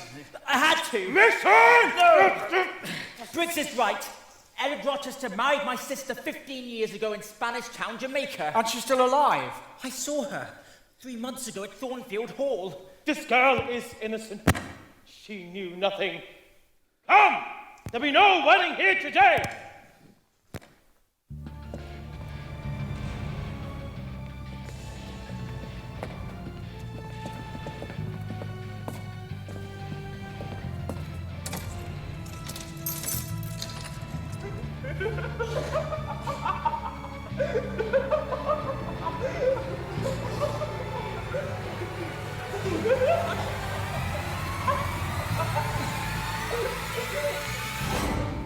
Ladies and gentlemen, allow me to introduce Grace Pool's patient, my wife. This is a nightmare, scored with some bells, discordant chime, one of those awful moments that hang suspended endlessly in time.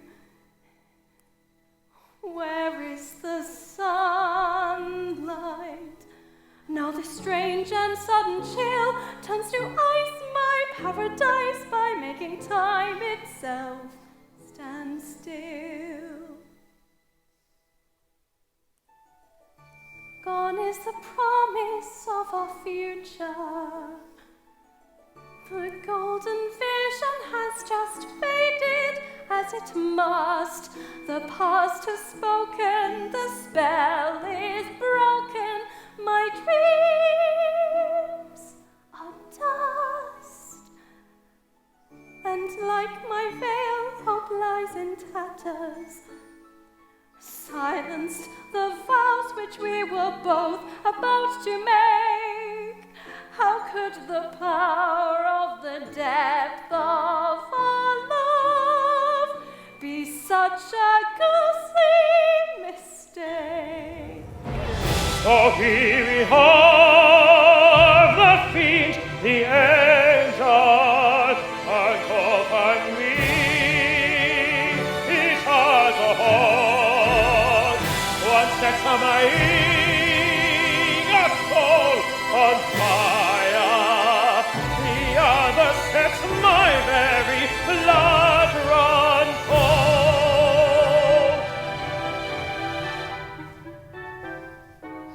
How is it that you all recoil from her? But you still judge me nonetheless.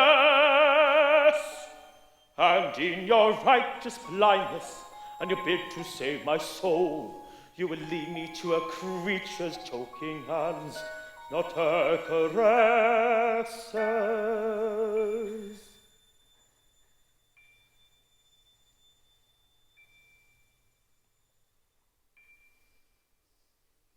You would tie me to a fiend who tears my flesh, and have me forsake a tender kiss. And for cold love and compassion, just the cause of past mistake, binds me to a woman such as this. Is this a wife of prize in whom you could rejoice?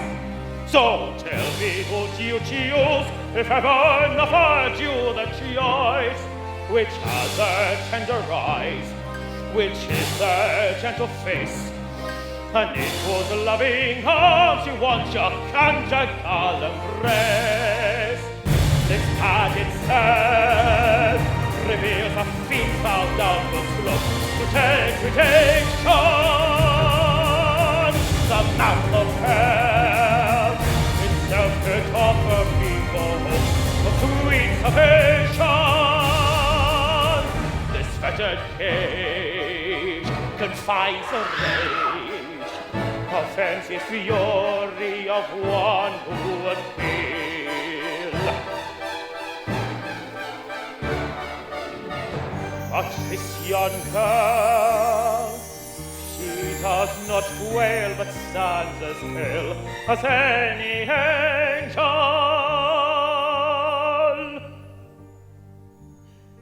So calm and still,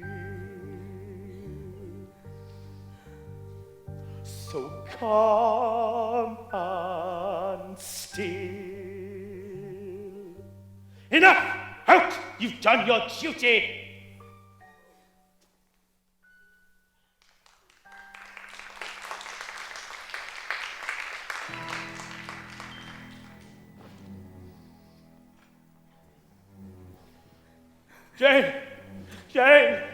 Jane, you must understand. You can't call it a marriage. Well, no one would. Your madness ran in her family. My older brother and father knew. They knew? She'd have £30,000 if she married, so I was sent to Jamaica to court her. I couldn't tell when I first met her. We were never alone. They tricked me. And I married her.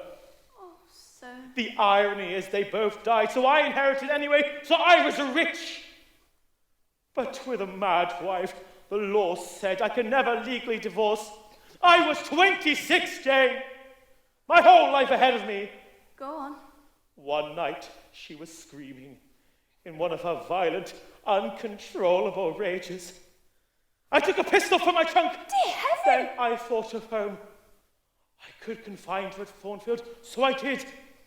Race Ball has tried to control her, but Bertha will always be cunning and dangerous. She almost killed Mason, her own brother, and set fire to your bed. I left Thornfield's painful memories to go to Europe, to find someone who could understand the situation and still love me.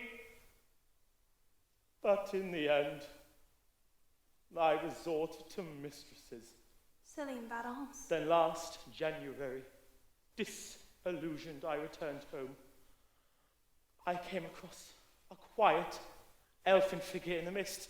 I tumbled and it came to my aid. Oh, sir. From that moment, it was your love, your gentleness that I needed. You mustn't, sir. I found what I've been looking for, my angel.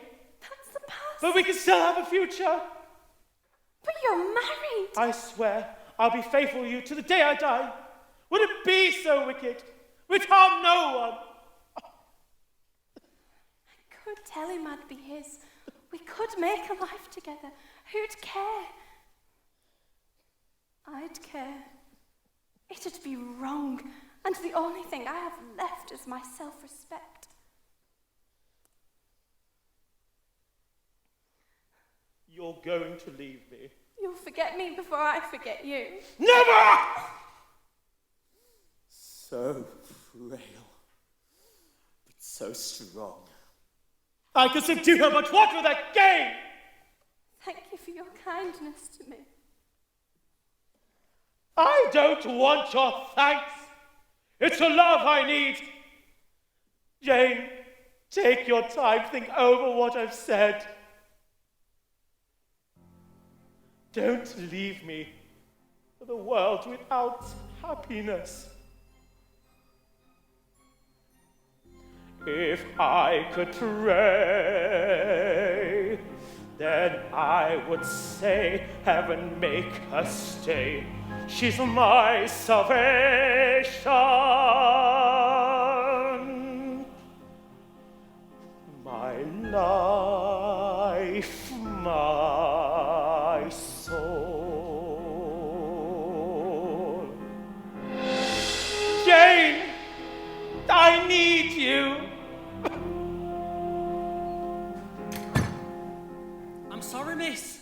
I can't take you any further.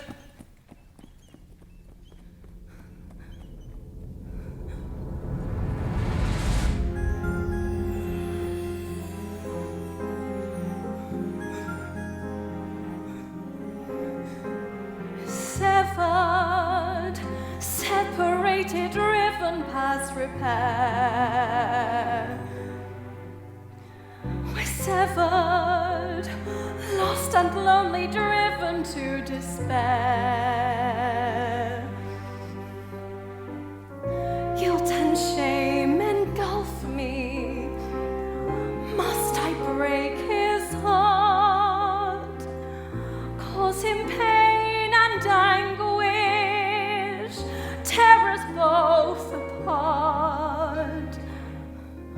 Though he won't forgive me, I can't live a lie if I'm not his equal. What am I?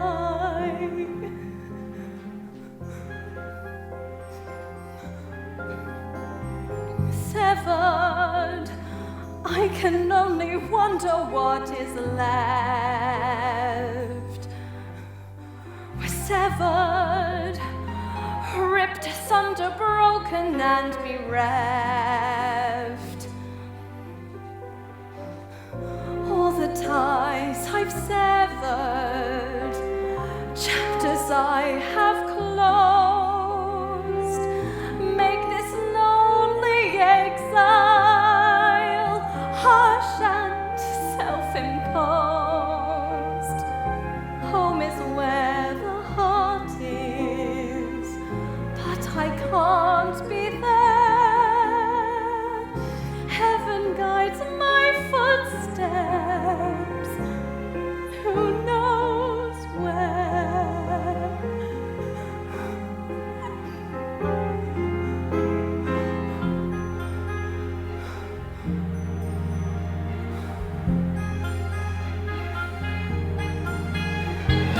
Nature sends me comfort on this lonely eve, sustains me with firmament of all kinds of belief.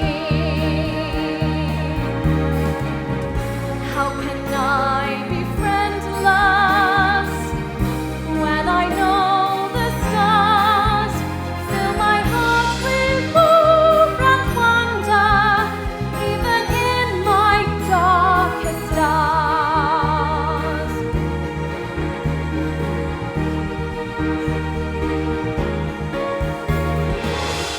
Heaven will protect him, keep him from all harm. Time will soothe his heartache, bring him peace and calm. Even when I falter, faith remains alive, and my heart and stubborn spirit will meet to survive.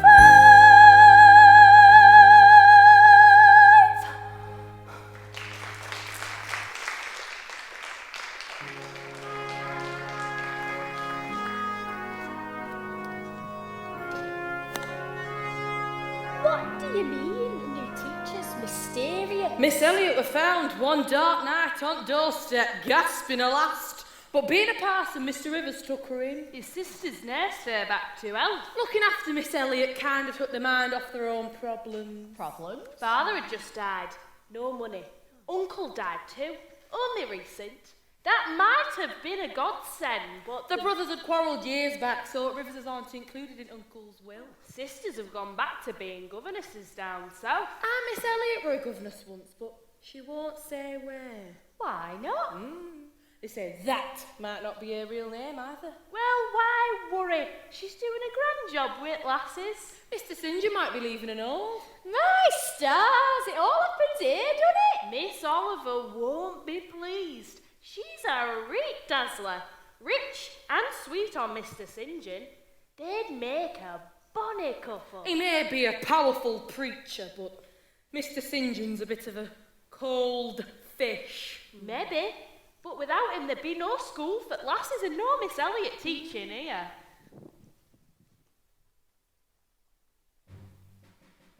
Miss Oliver, you're just in time for our closing hymn. Do stay, I'll lead. Lord, your word imparts a sense of joy in everything.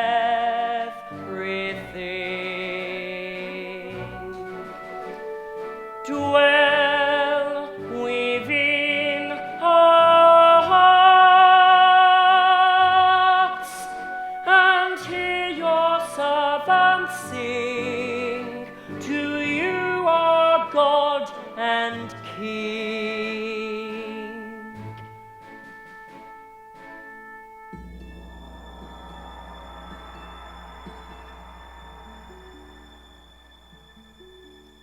Send your heavenly blessing, Lord, above. We humbly pray. Keep us in your love. Guide our footsteps each day. Lead and we will surely follow.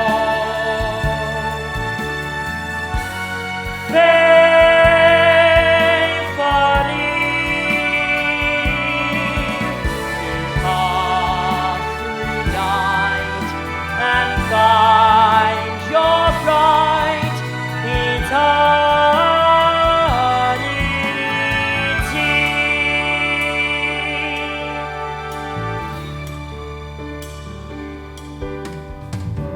Gracious Lord, thy will be done from this moment on. Know that I am yours. Smile down on your humble, faithful servant. Dwell within my heart. I embrace the future knowing you will be my strong support. I have glimpsed the joy of heaven.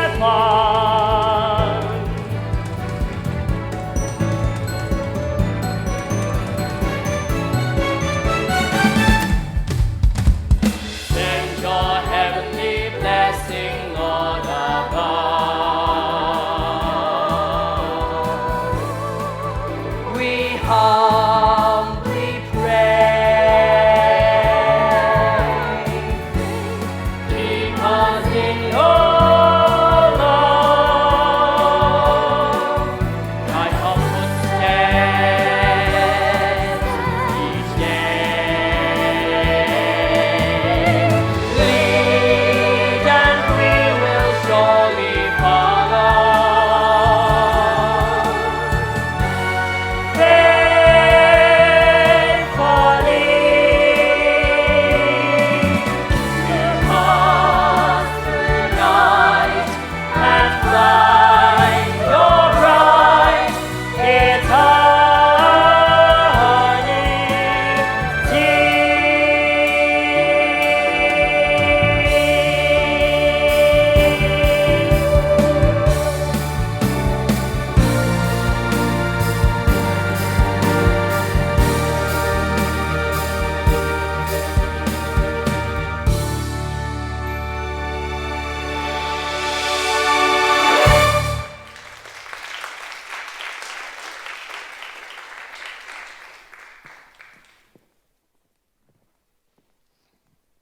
Dear Miss Elliot, Papa loved that sketch of my portrait. Is the proper picture nearly ready? I'm hoping to complete it tomorrow. Papa says you hardly ever visit us now. Why? He's quite lonely. Come back for me and see him. It's not the right time. Oh, but it is. The works are closed and he could do with some company. This is not a good time for me. Oh, how thoughtless of me. You must be lonely too now Diana and Mary are gone. Please come. It'd do you both good. Not tonight. I daren't stay any longer. These winter nights draw in so quickly. Can't I persuade you? No. You should go. Well, good evening. Good evening. Why look at a painting when you can have the original? Marry her. You love her. Your sisters love her. Indeed. But we're not suited. Can you see Rosamond as a missionary's wife? But you don't have to be a missionary. What? Give up my vocation? For Rosamond. She'll forget me. I am Christ's disciple. My weakness for her is a mere fever of the flesh.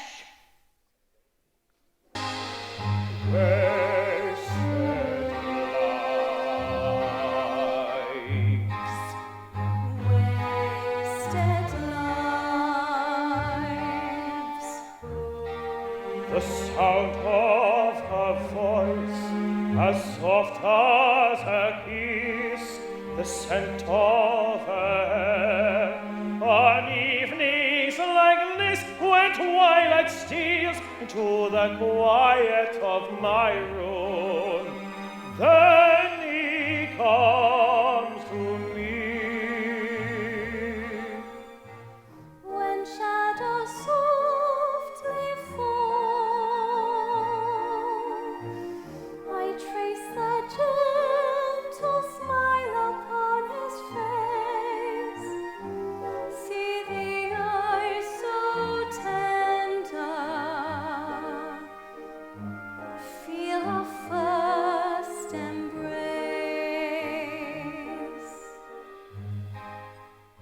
Wasted lives. Wasted lives. I know there's nothing that I would not do to reach him.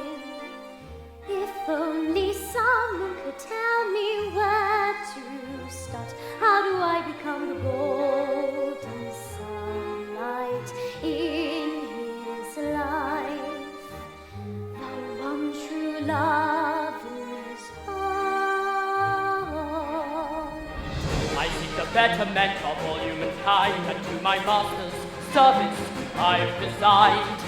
I would be tempted by the pleasures of life, the ties of family, friendship, love of a wife. But the affection does not seem such a loss to one whose calling is to follow the cross. And for my Maker I will toil day and night, spread his freedom, comfort and light. It is as simple as it seems. All the best laid plans of my Sunday vanish just as quickly as our dreams. And when lost again, if we seek the bright tomorrow, must its promise fade so soon, leaving clouds of silver sorrow, hopes that are as distant as the moon. I seek the betterment of all humankind, and to my master's service I am resigned. I will be tempted by the spirit of life, by family, friendship, love of a wife. But the affection does not seem such a loss to one whose calling is to follow the cross. And for my Maker I will follow the light, spread his freedom, comfort and light. Wasted lives. Wasted lives.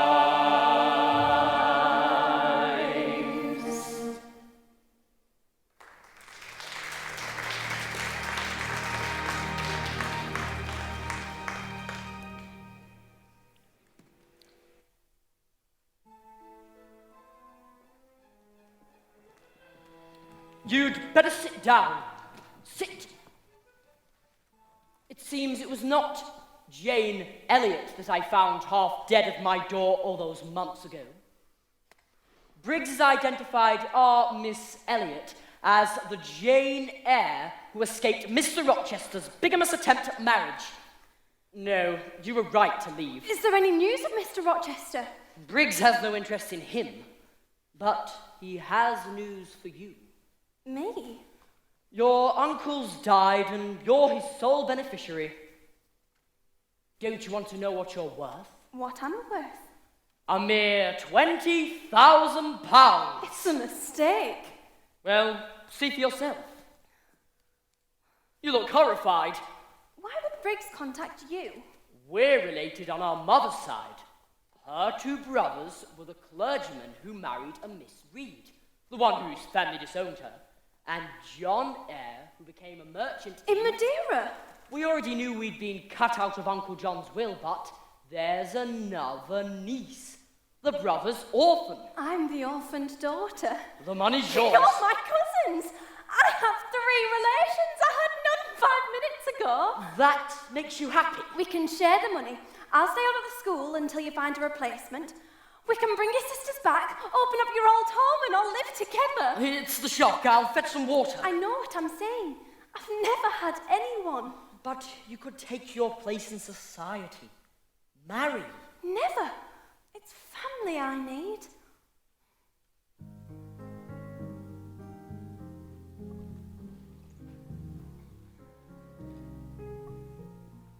Good night, Jane.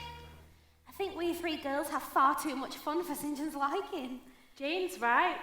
Our brother would have preferred Christmas on a Himalayan ridge to sitting in the parlour with us. Jane, the festivities are over. Your pupils will be expecting you. But the snow's drifting. It's very deep already. None of the girls ever make it through in weather like this. Ah, well, if you prefer to be idle. Oh no, St. John, of course I'll go, if you wish. He's been so stern with Jane. I asked if he was upset about Rosamond Oliver, but he just said, it's God's will.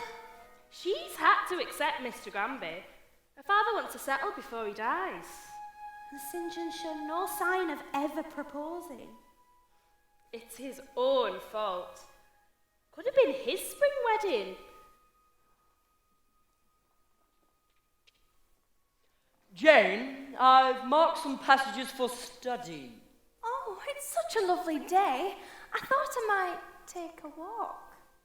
You must do what you think best, of course. I'll go tomorrow.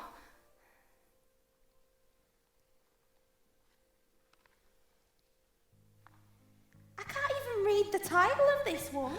How did he talk Jane into learning Hindustani? She said she felt she couldn't really refuse. I'm worried, Mary. She hasn't looked well for months.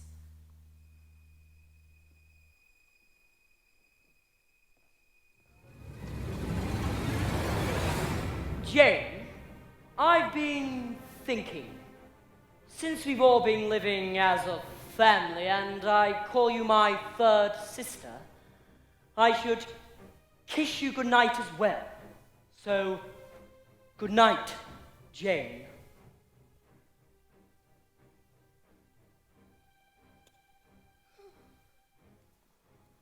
I've told her, stop trying to reach his impossibly high standards. She hardly ever laughs now in case she displeases him. Oh, I'm sorry, Jane. St. John wants to talk to you. He took the road to Glenmarsh. Can't it wait till he gets back? No, I should go.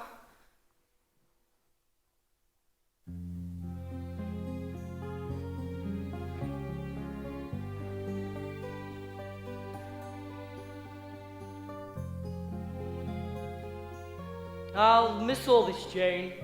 I sail on the 20th of June. God will protect you. You do his work. Be my fellow labourer. Come with me. Me? God and nature intended you for a missionary's wife. Oh, St. John, I have no calling. I'm not fit for it. Oh, that's just humility, and quite right, but If he calls, we must go. But I hear no call.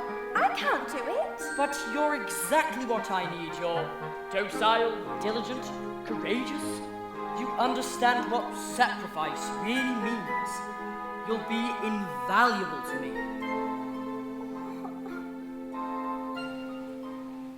The master calls and we must follow.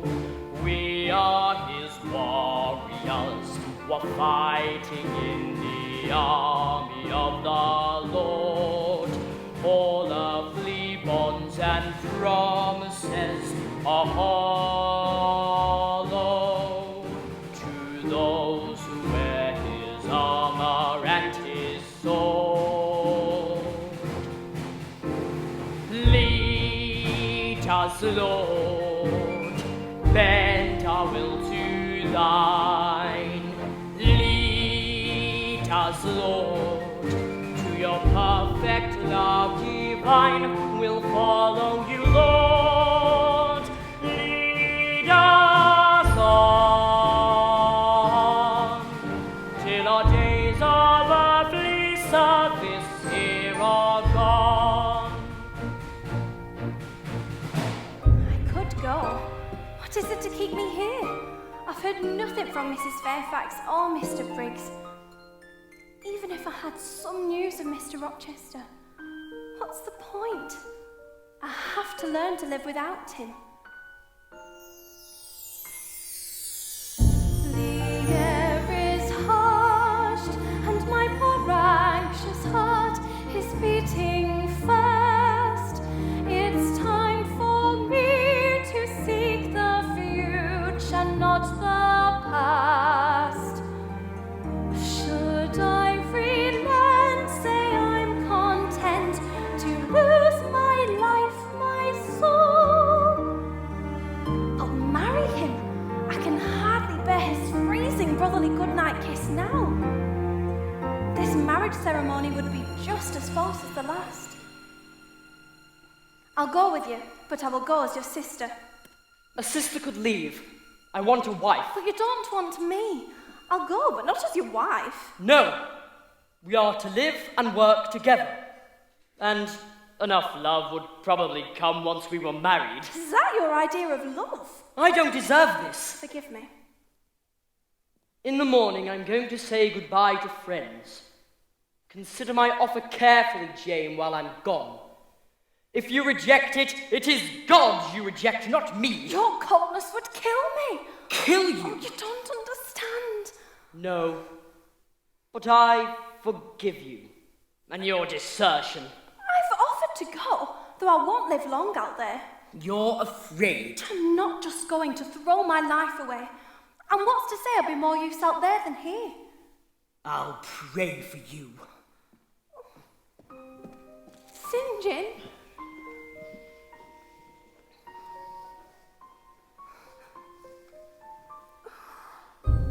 Oh, I can't think.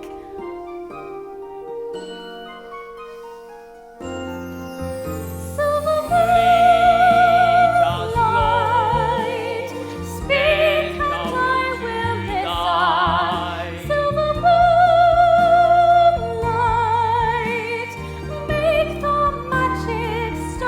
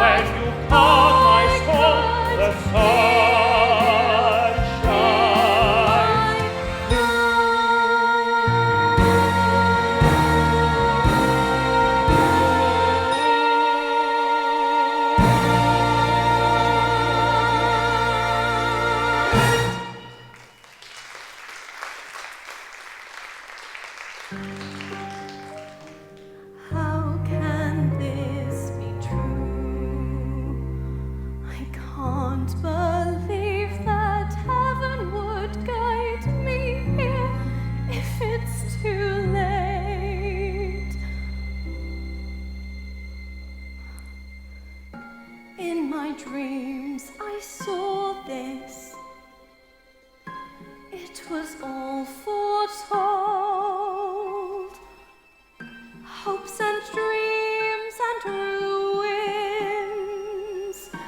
desolate and cold. Thornfield lies deserted, fallen walls once high. Leave its shell wide open to the sky.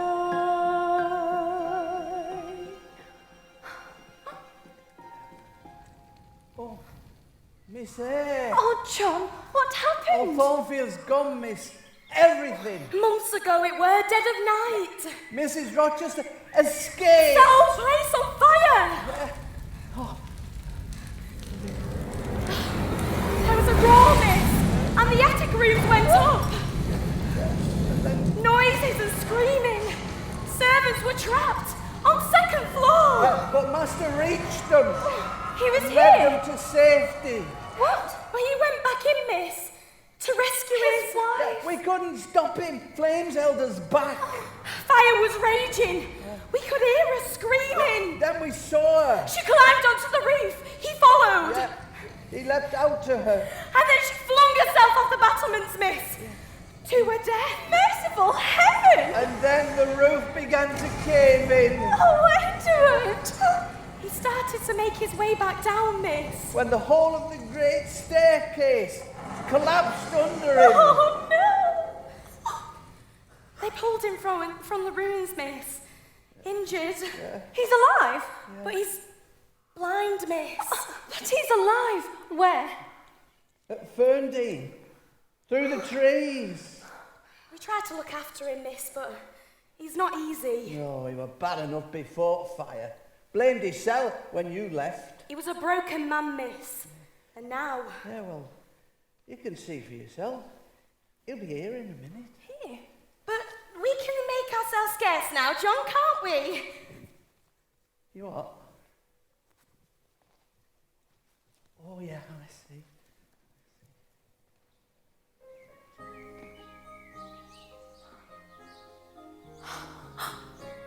Who's there? Jane, sir. Jane? It can't be. This is her face. Her heart too. You're not just some fairy creature. I will never leave you again. Not dead. Not destitute. No, I've inherited enough to do as I please. Inherited? It's not important. But it does mean I can be your companion if you like. I'd hear my skylark every day. No, that would be selfish. You're young. You've your whole life ahead of you. You're rich. You should marry. I don't care about being married. If I weren't such a wasted wreck, I'd make you care.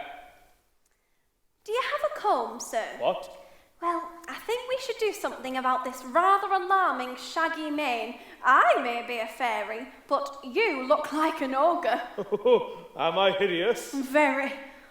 But then you always were, sir. Now I know it's you. Impudent as ever. Witch. Oh, whatever happened to Fairy and Skylark? Jane, why did you run from me? Where were you? With my cousin, St. John Rivers and his sisters. St. John? A male cousin? About 50, short and dull-witted.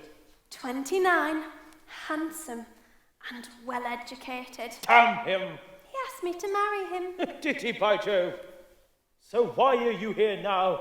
Go marry Rivers. No, he's cold as ice. Look at me, poor, blind and useless. Who could I ask to be my wife? Ask the one who loves you best. You'd marry me? Willingly. Jane, you think me superstitious or mad? Why? Because you're here. I called your name. Out loud? Yes. I was outside in the moonlight, and I heard your voice 3 times. Oh, Edward. And heaven knows I speak the truth when I say I heard your voice in reply, I hear you. I'm coming. Wherever you are, Wait for me. I heard you, Edward. You and I are so blessed. I mean to live a better life than I did before.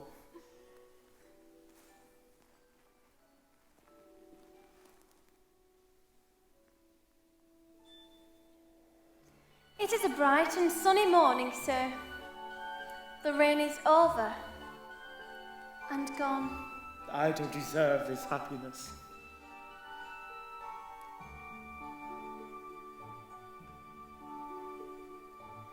Be still and hear the music in your heart, which tries to lead you on. Who says your chance to make a brand new start is gone?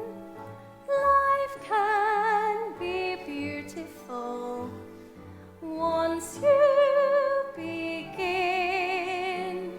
True peace and happiness come from within.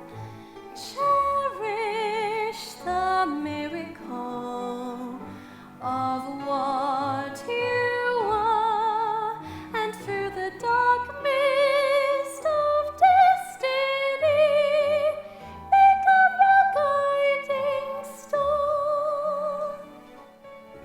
Forget the past and say amen.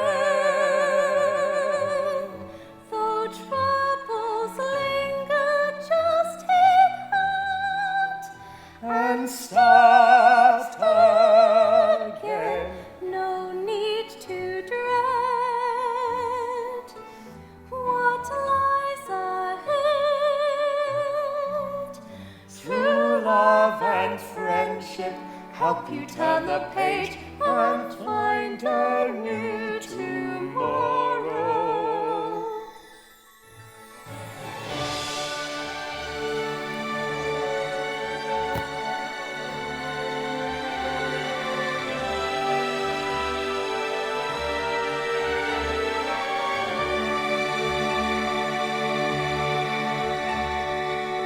Be still and hear